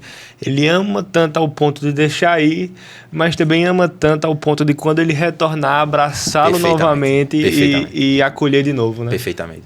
E a gente tende a fazer... e os dois extremos ou a gente não ama muito e prende muito a pessoa, ou o nosso objeto de amor, e não quer deixar o natural, né? Não quer que o amor se torne algo de duas vias, um caminho de duas vias. Eu me dou para as pessoas, também eu preciso receber também esse afeto, esse carinho na mesma intensidade que eu dou. Então as pessoas pecam por esse aspecto, não deixar a pessoa liberada, ou seja, como eu posso dizer, cara, não tá na mesma vibe, não tem comunhão de pensamento, de nada, ele pode ficar à vontade. Como também a pessoa peca no outro aspecto, de fechar as portas para uma possível reconciliação. E é isso que, uma das coisas que essa parábola nos ensina, que a gente precisa agregar esses dois mundos, né? De tentar entender as pessoas e, cara, tudo bem, cara, você não quer, faça o que você me entender da vida. Pica o pé, faça o que você entender... Se tentar com interesse de coração, beleza. Mas no dia que essa pessoa estiver arrependida e quiser voltar para aquele conceito ali, aquela situação inicial, aí também porque nisso a gente vai reconhecer que nós somos diferentes do mundo. Porque o natural do mundo, por exemplo, pegando um exemplo de, por exemplo, relacionamento. O natural, normal e natural, é você não aceitar de volta a pessoa que lhe fez tão mal. Por exemplo, alguém traiu outra pessoa e tal... E aí você, várias vezes, e você vai-se embora, não quero conversar com você. Aí vem de novo essa pessoa, opa, tudo bem, não sei o quê, oi, sumido, não sei o quê, né?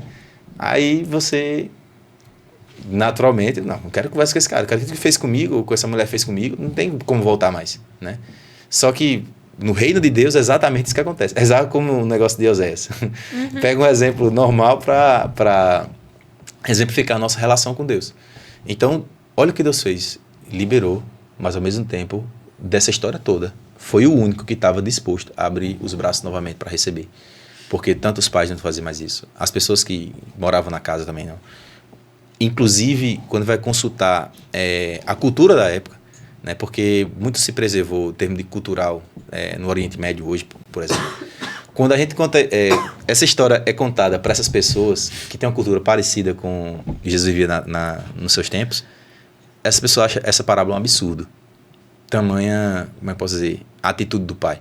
Caramba. A atitude do pai, assim, é o que difere, de fato, o conceito humano das coisas com o conceito de Deus. Sim. Uma coisa é o que o homem pensa sobre a vida, sobre as coisas. Outra coisa é o que Deus pensa. E, de fato, o evangelho. Por isso que o evangelho é loucura. Porque essa é uma atitude completamente antinatural. Completamente antinatural.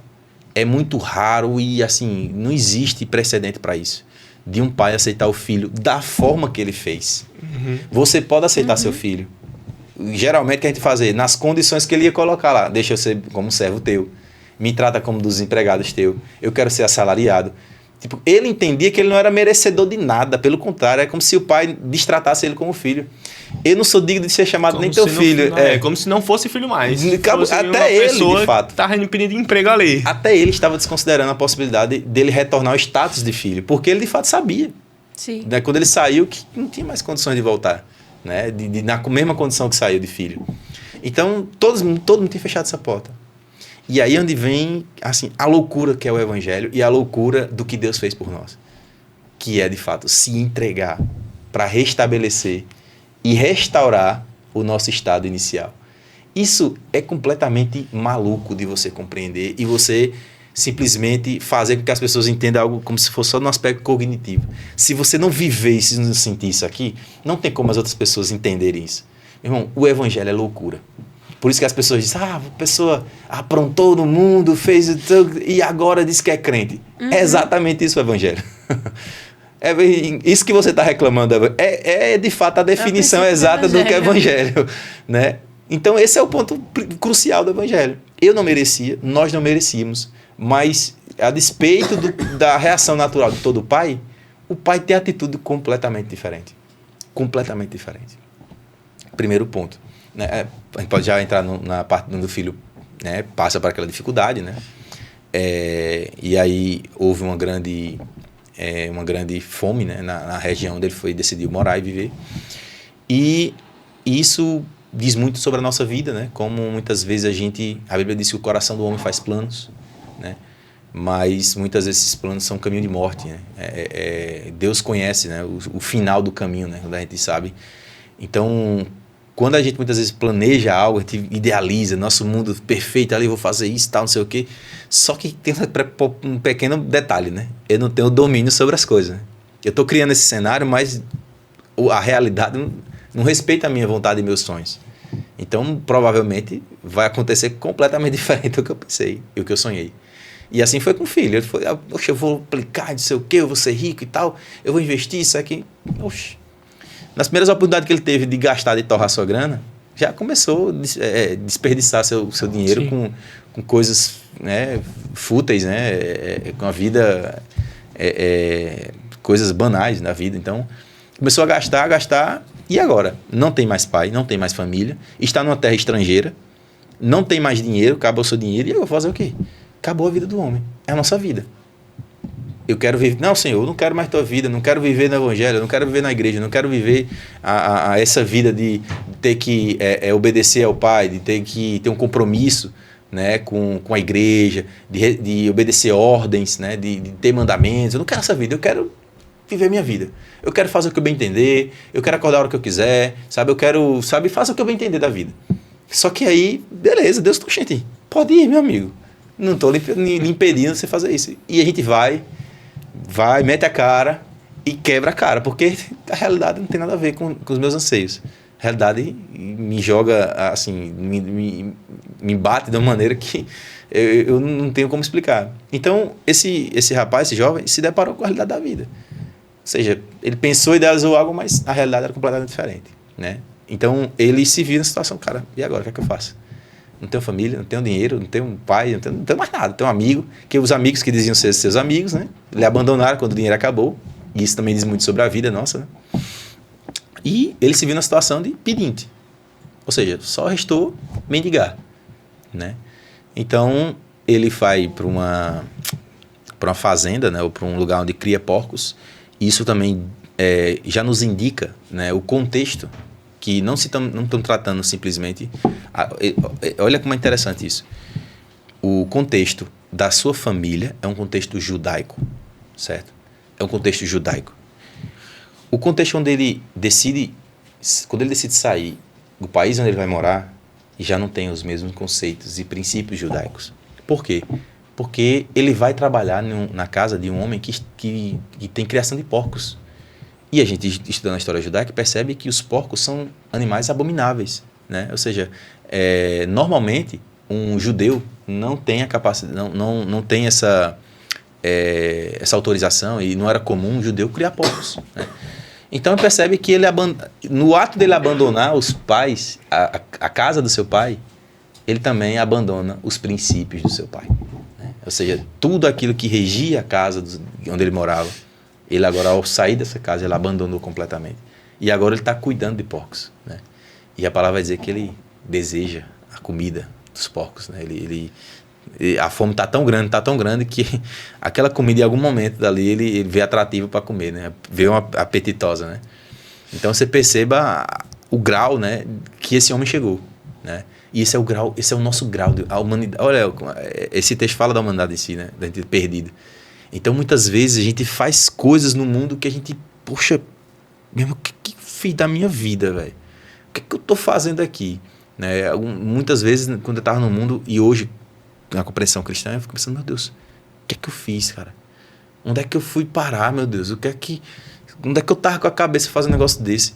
E ele tava se deparando desejo de comer, né? O regime de lavagem, né? As alfarrobas, como diz o texto lá, né? Mas aí onde é que vem a palavrinha das mais bonitas do evangelho, né? E aí o texto vai dizer que caindo em si, né? Caindo em si, ele percebeu que aquilo ali não era vida para ele. E ele decide voltar, né? E esse ato do cair em si, né, é o que nos pega muito, né? Porque o cair em si, né, até no grego, né, ele tem essa similaridade com a palavra conversão, né? É como se ele tivesse dado uma meia volta, ele voltou. Então, a palavra cair em si no texto era muito parecida com a palavra metanoia, que a gente usa muito para conversão. Então, esse cair em si aí é o que nós chamamos de conversão. Ele de fato entendeu que tudo que ele estava vivendo era uma vida resultado da distância dele do pai. Ele disse, o meu lugar não é aqui. O meu lugar é o meu pai. E ele foi com humildade, como a gente sempre vai. Rapaz, eu fiz tanta coisa contra o Senhor. Senhor, me aceita. Eu não quero, sabe, posses, não quero riqueza. Eu só quero estar ao seu lado. Eu só quero viver com o Senhor. Eu quero me tratar como um servo seu. Eu não quero, sabe, sei lá, status. Não quero posses. Não quero nada. Eu só quero estar junto com o Senhor. E esse coração ganhou seu pai. Ganhou completamente. Porque ele saiu da casa do pai dele de uma maneira bem soberba, bem, né, altiva, né? O cara confiante, não sei o que, eu vou ser rico, não sei o que, eu vou sair. Ele volta completamente diferente. Completamente inverso à forma que ele saiu.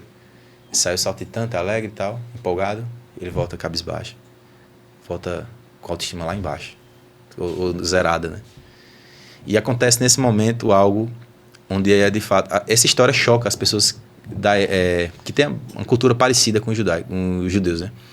Mas esse ato especificamente, ele choca ainda mais. Quando o filho está retornando e o pai enxerga o filho vindo da distância, o pai sai correndo em direção ao filho. Esse ato de sair correndo em direção ao filho é visto como algo completamente humilhante. Completamente humilhante. Assim, para um pai de família, um senhor de idade, fazer algo desse tipo, dessa natureza, é visto, né? Isso não é nem um pouco comum. Na verdade, é pouco visto isso. E às vezes que acontece isso, num contexto humilhante para a pessoa que faz isso. E você perceba o que Deus fez em amor, sabe? Sabe assim, o ato de Deus em ver a nossa conversão e ir ao nosso encontro e nos abraçar, onde para muitos é humilhação, mas para ele é um ato de demonstração de amor. O que para muitos é um ato de ser besta, cara. Você está se humilhando por uma pessoa, mas para ele é a forma dele amar. Cristo, para demonstrar o seu amor por nós, veio e se humilhou aqui na terra. A humilhação de Cristo trouxe a nossa exaltação. Ou seja, ele não se importou por isso, né? Ele não se importou em ter suas vergonhas expostas. Ele não se importou em ser escárnio para as pessoas. Porque o amor que ele tinha por a gente era, como é que eu posso dizer, era o ponto-chave nessa questão. Era a forma que ele tinha de demonstrar o nosso amor. Ele tinha que pagar esse preço, ele tinha que passar por isso. Então o pai sai ao encontro do filho e ele encontra daquele abraço, sabe, aquele calor do momento ali e tal. E aí começa a restaurar a vida dele da maneira que ele, cara, eu não vim aqui para isso, eu só queria uma casa para morar, eu só queria, como é que eu posso dizer, eu só queria um lugar para não ficar mais no relento, eu só queria algo porque eu queria me alimentar, eu não conseguia mais nada. E é assim a gente, quando chega a Cristo, vem ao Evangelho, Deus, eu só queria que o Senhor resolvesse o meu problema. Eu sou um cara depressivo, eu sou um cara alcoólatra, eu sou um cara envolvido na prostituição, na pornografia. Eu sou um cara completamente... Eu só quero que o Senhor resolva isso na minha vida. O Senhor, não. Eu tenho coisas melhores para você. Eu tenho algo para restaurar na sua vida. Sabe? É por isso que a Bíblia vai falar que do nosso Deus, ele é poderoso para fazer infinitamente mais de tudo aquilo que pedimos ou pensamos. Uhum. Deus quer restaurar a nossa situação, nossa condição de filho, né? E aí, naquele momento, o pai abraça. E aí, com uma pregação que eu vi, não existe nenhum lugar melhor. Não tem nada melhor do que estar naquele abraço ali. Aquele abraço é o melhor lugar do mundo. Porque ali, o calor entre os dois, a ligação é restaurada entre os dois, né? O laço familiar é restaurado. Né? Toda a condição de filho é restaurada. E esse ato é o ato do Evangelho. É o ato do Evangelho. A gente diz que em Cristo Jesus... a nossa dívida foi paga e nós fomos direcionados, nós somos conduzidos para o reino da luz. A gente veio até Cristo só para Cristo resolver meu problema. Senhor, resolve meu problema, resolve minha cura, resolve que se eu não estou conseguindo, não estou lidando com a situação, mas o que Cristo fez por nós foi muito além que isso. Não, tudo bem, eu vou restaurar isso, mas eu tenho mais coisa para você. Isso é o Evangelho, isso é o Evangelho, onde Deus... além de, assim, como se não bastasse simplesmente nos salvar, mas ele nos coloca numa situação de intimidade novamente, e essa intimidade de fato gera essa, como eu posso dizer, essa discórdia das pessoas, né? Por que você era não sei o que e agora é crente, que não sei de que, né? É o pensamento parecido com o do irmão, né? Que fica na casa, né? E tem aquela atitude, né? E essa atitude é muito parecida com o que a sociedade muitas vezes hoje da gente, né? A gente, de fato, fez coisas horríveis contra o Senhor, viveu longe do Senhor, né? Mas, em algum momento, a gente entendeu que a gente precisava de mudança. E nesse ato de a gente abrir a mão para receber o presente, veio muito mais do que a gente pensava. Veio a salvação, veio a restauração. O Senhor quer dar uma família, o Senhor quer restaurar a nossa condição. O Senhor quer dar estruturas para nós vivermos. A Bíblia vai falar que Jesus veio para nos dar vida e vida em abundância, né? Logicamente está falando de contexto de prosperidade e nada disso, mas essa vida alegre, completa, sabe? Você deitar no travesseiro, você conseguir dormir em paz, sabe? Ter o sono do justo, não é isso? Você não dormir longe de preocupações com o amanhã, o que é que vai ser da manhã. Não. Jesus está vivo, eu posso crer no amanhã, estou tranquilo. Essa paz, eu duvido se vários bilionários não queriam ter essa paz e não podem ter porque ainda não decidiram entregar sua vida para Jesus. Então isso é o que marca, o que distingue o Evangelho de qualquer outra filosofia ou qualquer outra corrente de pensamento. O Evangelho, ele traz uma coisa tão absurda, tão boa para o ser humano. Por isso que são as boas novas, as boas notícias. A boa notícia é que não importa o grau de seus pecados, não importa aquilo que você fez, mas saiba que o Pai está de braços abertos lhe esperando. Essa é a boa notícia do Evangelho. Amém, amém. Eu estava pensando aí que é difícil a gente tratar, quando se trata do Evangelho, né? Tratar de parte teórica sem conseguir ministrar, né? A gente tá falando de teorias e acaba ministrando também. Não tem ponto correr, não. A gente fala de teoria, vindo da parte do Evangelho, a gente acaba ministrando também. E uma coisa que você falou que eu achei interessante é que Jesus, quando ele veio para aqui, ele não se importou em ter as suas vergonhas expostas, porque o amor dele era maior pela gente do que todas as vergonhas, de todo o que ele ia passar, né? De tudo que ele passou, para todo o chicoteamento, toda a zombaria, tudo que ele passou, o amor dele pela gente era maior do que todas essas coisas. E muitas vezes a gente fica, já fugindo um pouco do assunto da parábola. Não, mas eu vou voltar. A gente fica com uma certa vergonha de quando peca, expor para o nosso irmão, para poder o nosso irmão ajudar a gente a caminhar no evangelho. A gente fica com esse receio, essa vergonha. E, bicho, se Jesus chamou a gente para ser imagem e semelhança dele, não tem pra onde correr, não. A gente tem que expor. Não precisa se expor para todo mundo, você expõe ali para seu irmão e vamos se manter firmes em Cristo. Amém? Amém. E voltando à parábola, né? Eu estava esses dias... Eu vou contar uma história pra gente ver se isso se encaixa também numa parábola. Vou contar uma parábola. Vai contar uma parábola, vai explicar a parábola. Eu estava esses dias vendo um vídeo de um pastor pregando, ele contando uma história de um momento que ele viveu. Tava pregando em uma penitenciária. Aí nessa penitenciária só tinha essa igrejinha e todos os presos iam lá assistir esse culto, tal, participar e tudo mais. Aí tinha um presidiário, né, que ia lá, ajudava na limpeza, ajudava na manutenção lá do templozinho que tinha na penitenciária. Aí, certo dia, chegou um rapaz, esses presos mais folgados, né, que sempre tem, sentou lá, sentou na cadeira, botou o pezão em cima de outro e com um cigarro na boca. Aí esse cara que faz a limpeza lá, o pastor já tinha procurado saber quem é esse rapaz que faz a limpeza aqui. Aí ele, não, é um cara super gente boa, só matou 38 pessoas, mas hoje ele aceitou a Jesus, é um cara tranquilo, não tem mais nada, não tá cumprindo sua pena aqui e ajudando aqui na capela para poder mostrar serviço. Aí chegou, voltando ao dia do cara que ele sentou lá, botou os pezão com cigarro na boca. Aí esse rapaz que ajudava lá a limpar chegou, falou, com licença, você não pode fumar aqui é um lugar mais restrito, por favor, fume lá fora, depois você entra. Aí o cara olhou pra ele e deu um tapão na cara dele. Tuf! Aí o pastor lá de cima, eita, 39. Isso aí vai rodar hoje. Aí disse que o cara, o que tomava conta, né, que zelava lá do templo, desceu uma lágrima assim no olhar dele, aí tocou no ombro dele e disse: se fosse em outro tempo, você seria um homem morto, mas hoje eu não vivo mais em mim, mas Cristo vive em mim. Da glória. Aí isso me trouxe a pensar, rapaz, será que se fosse eu, eu teria esse mesmo atitude? Eu trouxe essa história aqui, por quê? Pra ver se isso se encaixa também em uma parábola. Porque é uma história que aconteceu, né? O cara só trouxe. Perfeito. Você evocou um negócio que caminha pra conclusão desse sentido, que, ok, eu entendi a parábola, certo?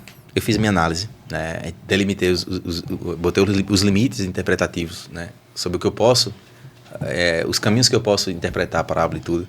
Eu já trouxe, eu agora tenho esse entendimento. Agora, como é que eu vou compartilhar isso que eu acabei de absorver das Escrituras e das parábolas de Jesus, né? Então, o nosso desafio hoje é justamente esse.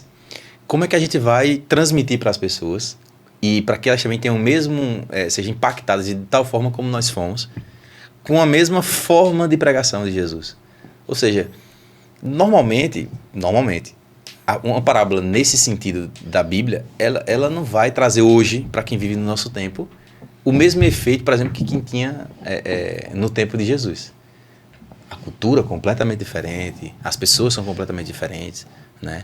Ou seja, a gente precisa... E aí é onde entra a nossa ação. O que é que a gente precisa fazer hoje? Pegar como se fosse... Vou dizer a palavra, né? Vamos atualizar essas parábolas para que o sentido delas tenha o mesmo efeito na vida das pessoas, dos nossos ouvintes hoje, de tal forma igual como foi com aqueles ouvintes do tempo de Jesus. Por que Jesus, quando veio, identificou seu público, olhou assim, cara, que é um pessoal muito camponês, trabalha muito com agricultura, tem muito contato com reis e tal. Então, boa parte os assuntos de Jesus eram muito isso, né? Então, beleza. Aí, beleza, cumpriu, beleza. Agora, se eu trazer a mesma coisa para nós hoje, para o nosso público, para explicar para as pessoas, é muito difícil de alguém chegar assim, realmente, eu acho que eu fui impactado. É muito difícil. Então, a gente precisa fazer isso.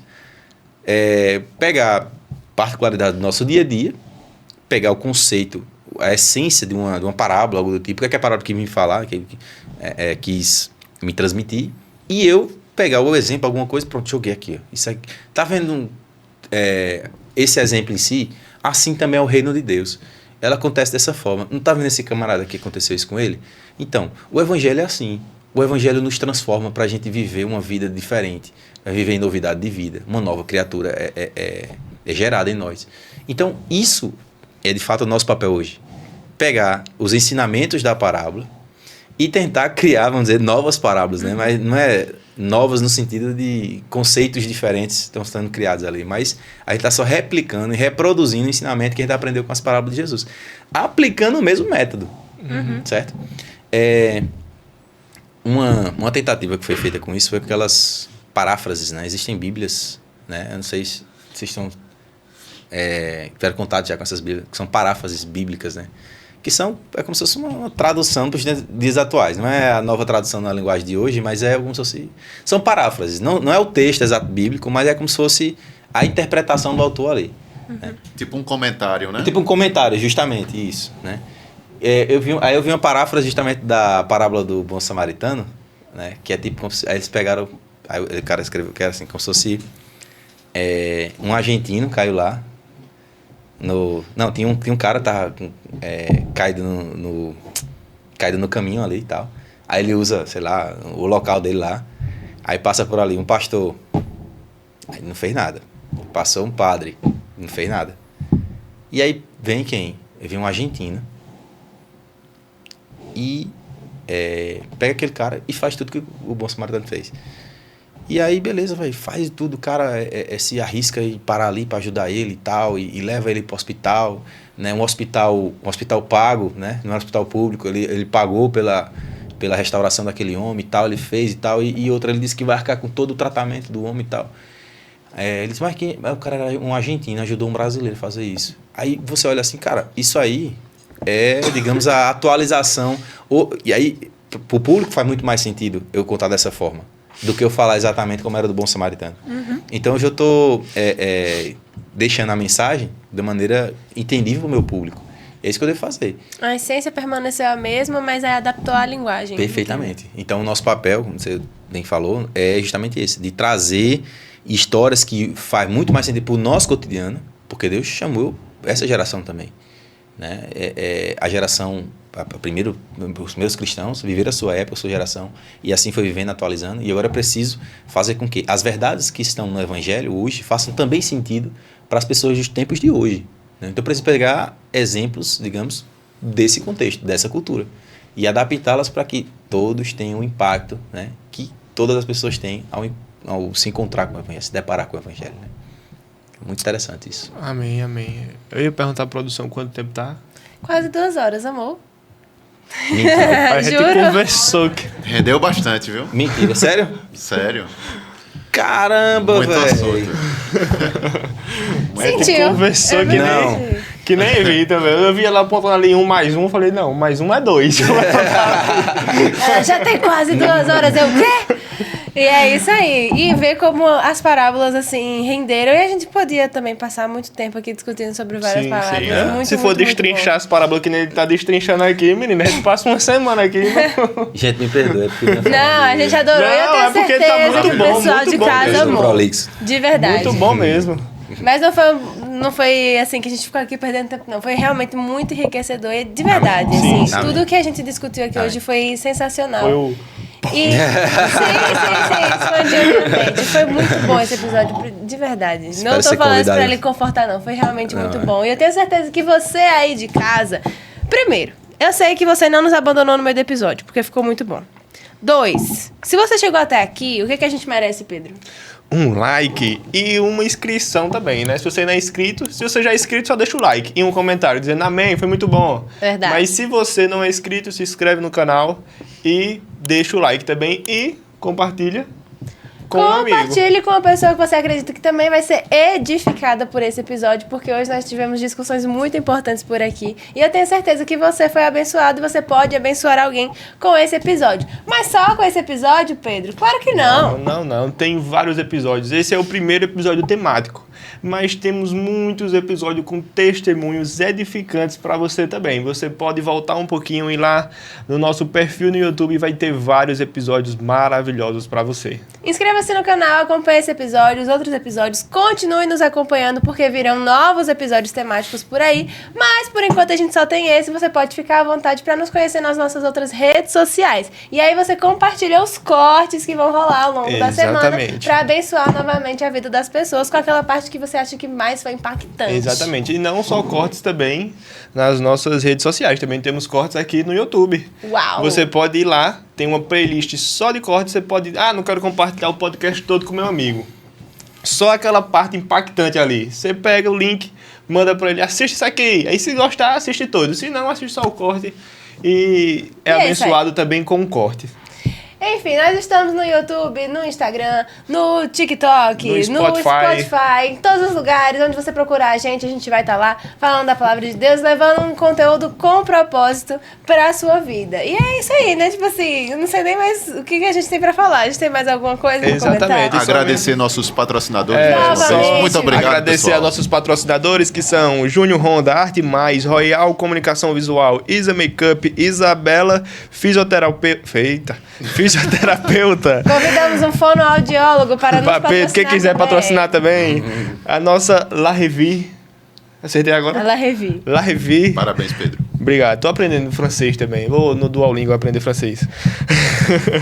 Duolingo patrocina nós. Duolingo, né? Duolingo não. Duolingo. Lisbelle, MP, Representações e Forte Metais, Smart Cell, Vapo, Volumosa Concept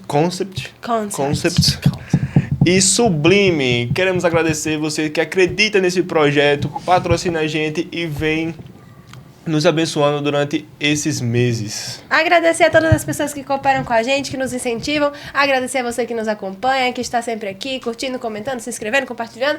E é isso aí, vamos embora. É isso aí. Estou muito feliz com o resultado desse episódio de hoje. Estou muito empolgada. Uau! E se você gostou e quer uma parte 2 desse episódio, comenta aí embaixo também, parte 2, que Janderson vai estar convidado já para parte 2, para destrinchar mais parábolas. E comenta aí qual parábola também que você quer que ele venha aqui destrinchar e trazer uma visão mais, como é que pode dizer? Aberta, uma visão mais detalhista. Mais abrangente, mais profunda, E é isso. E pra encerrar, vamos dar tchau ali pro helicóptero lá em cima. Tchau, gente. A gente se vê semana que vem. Valeu, toda galera. segunda-feira, 19 horas.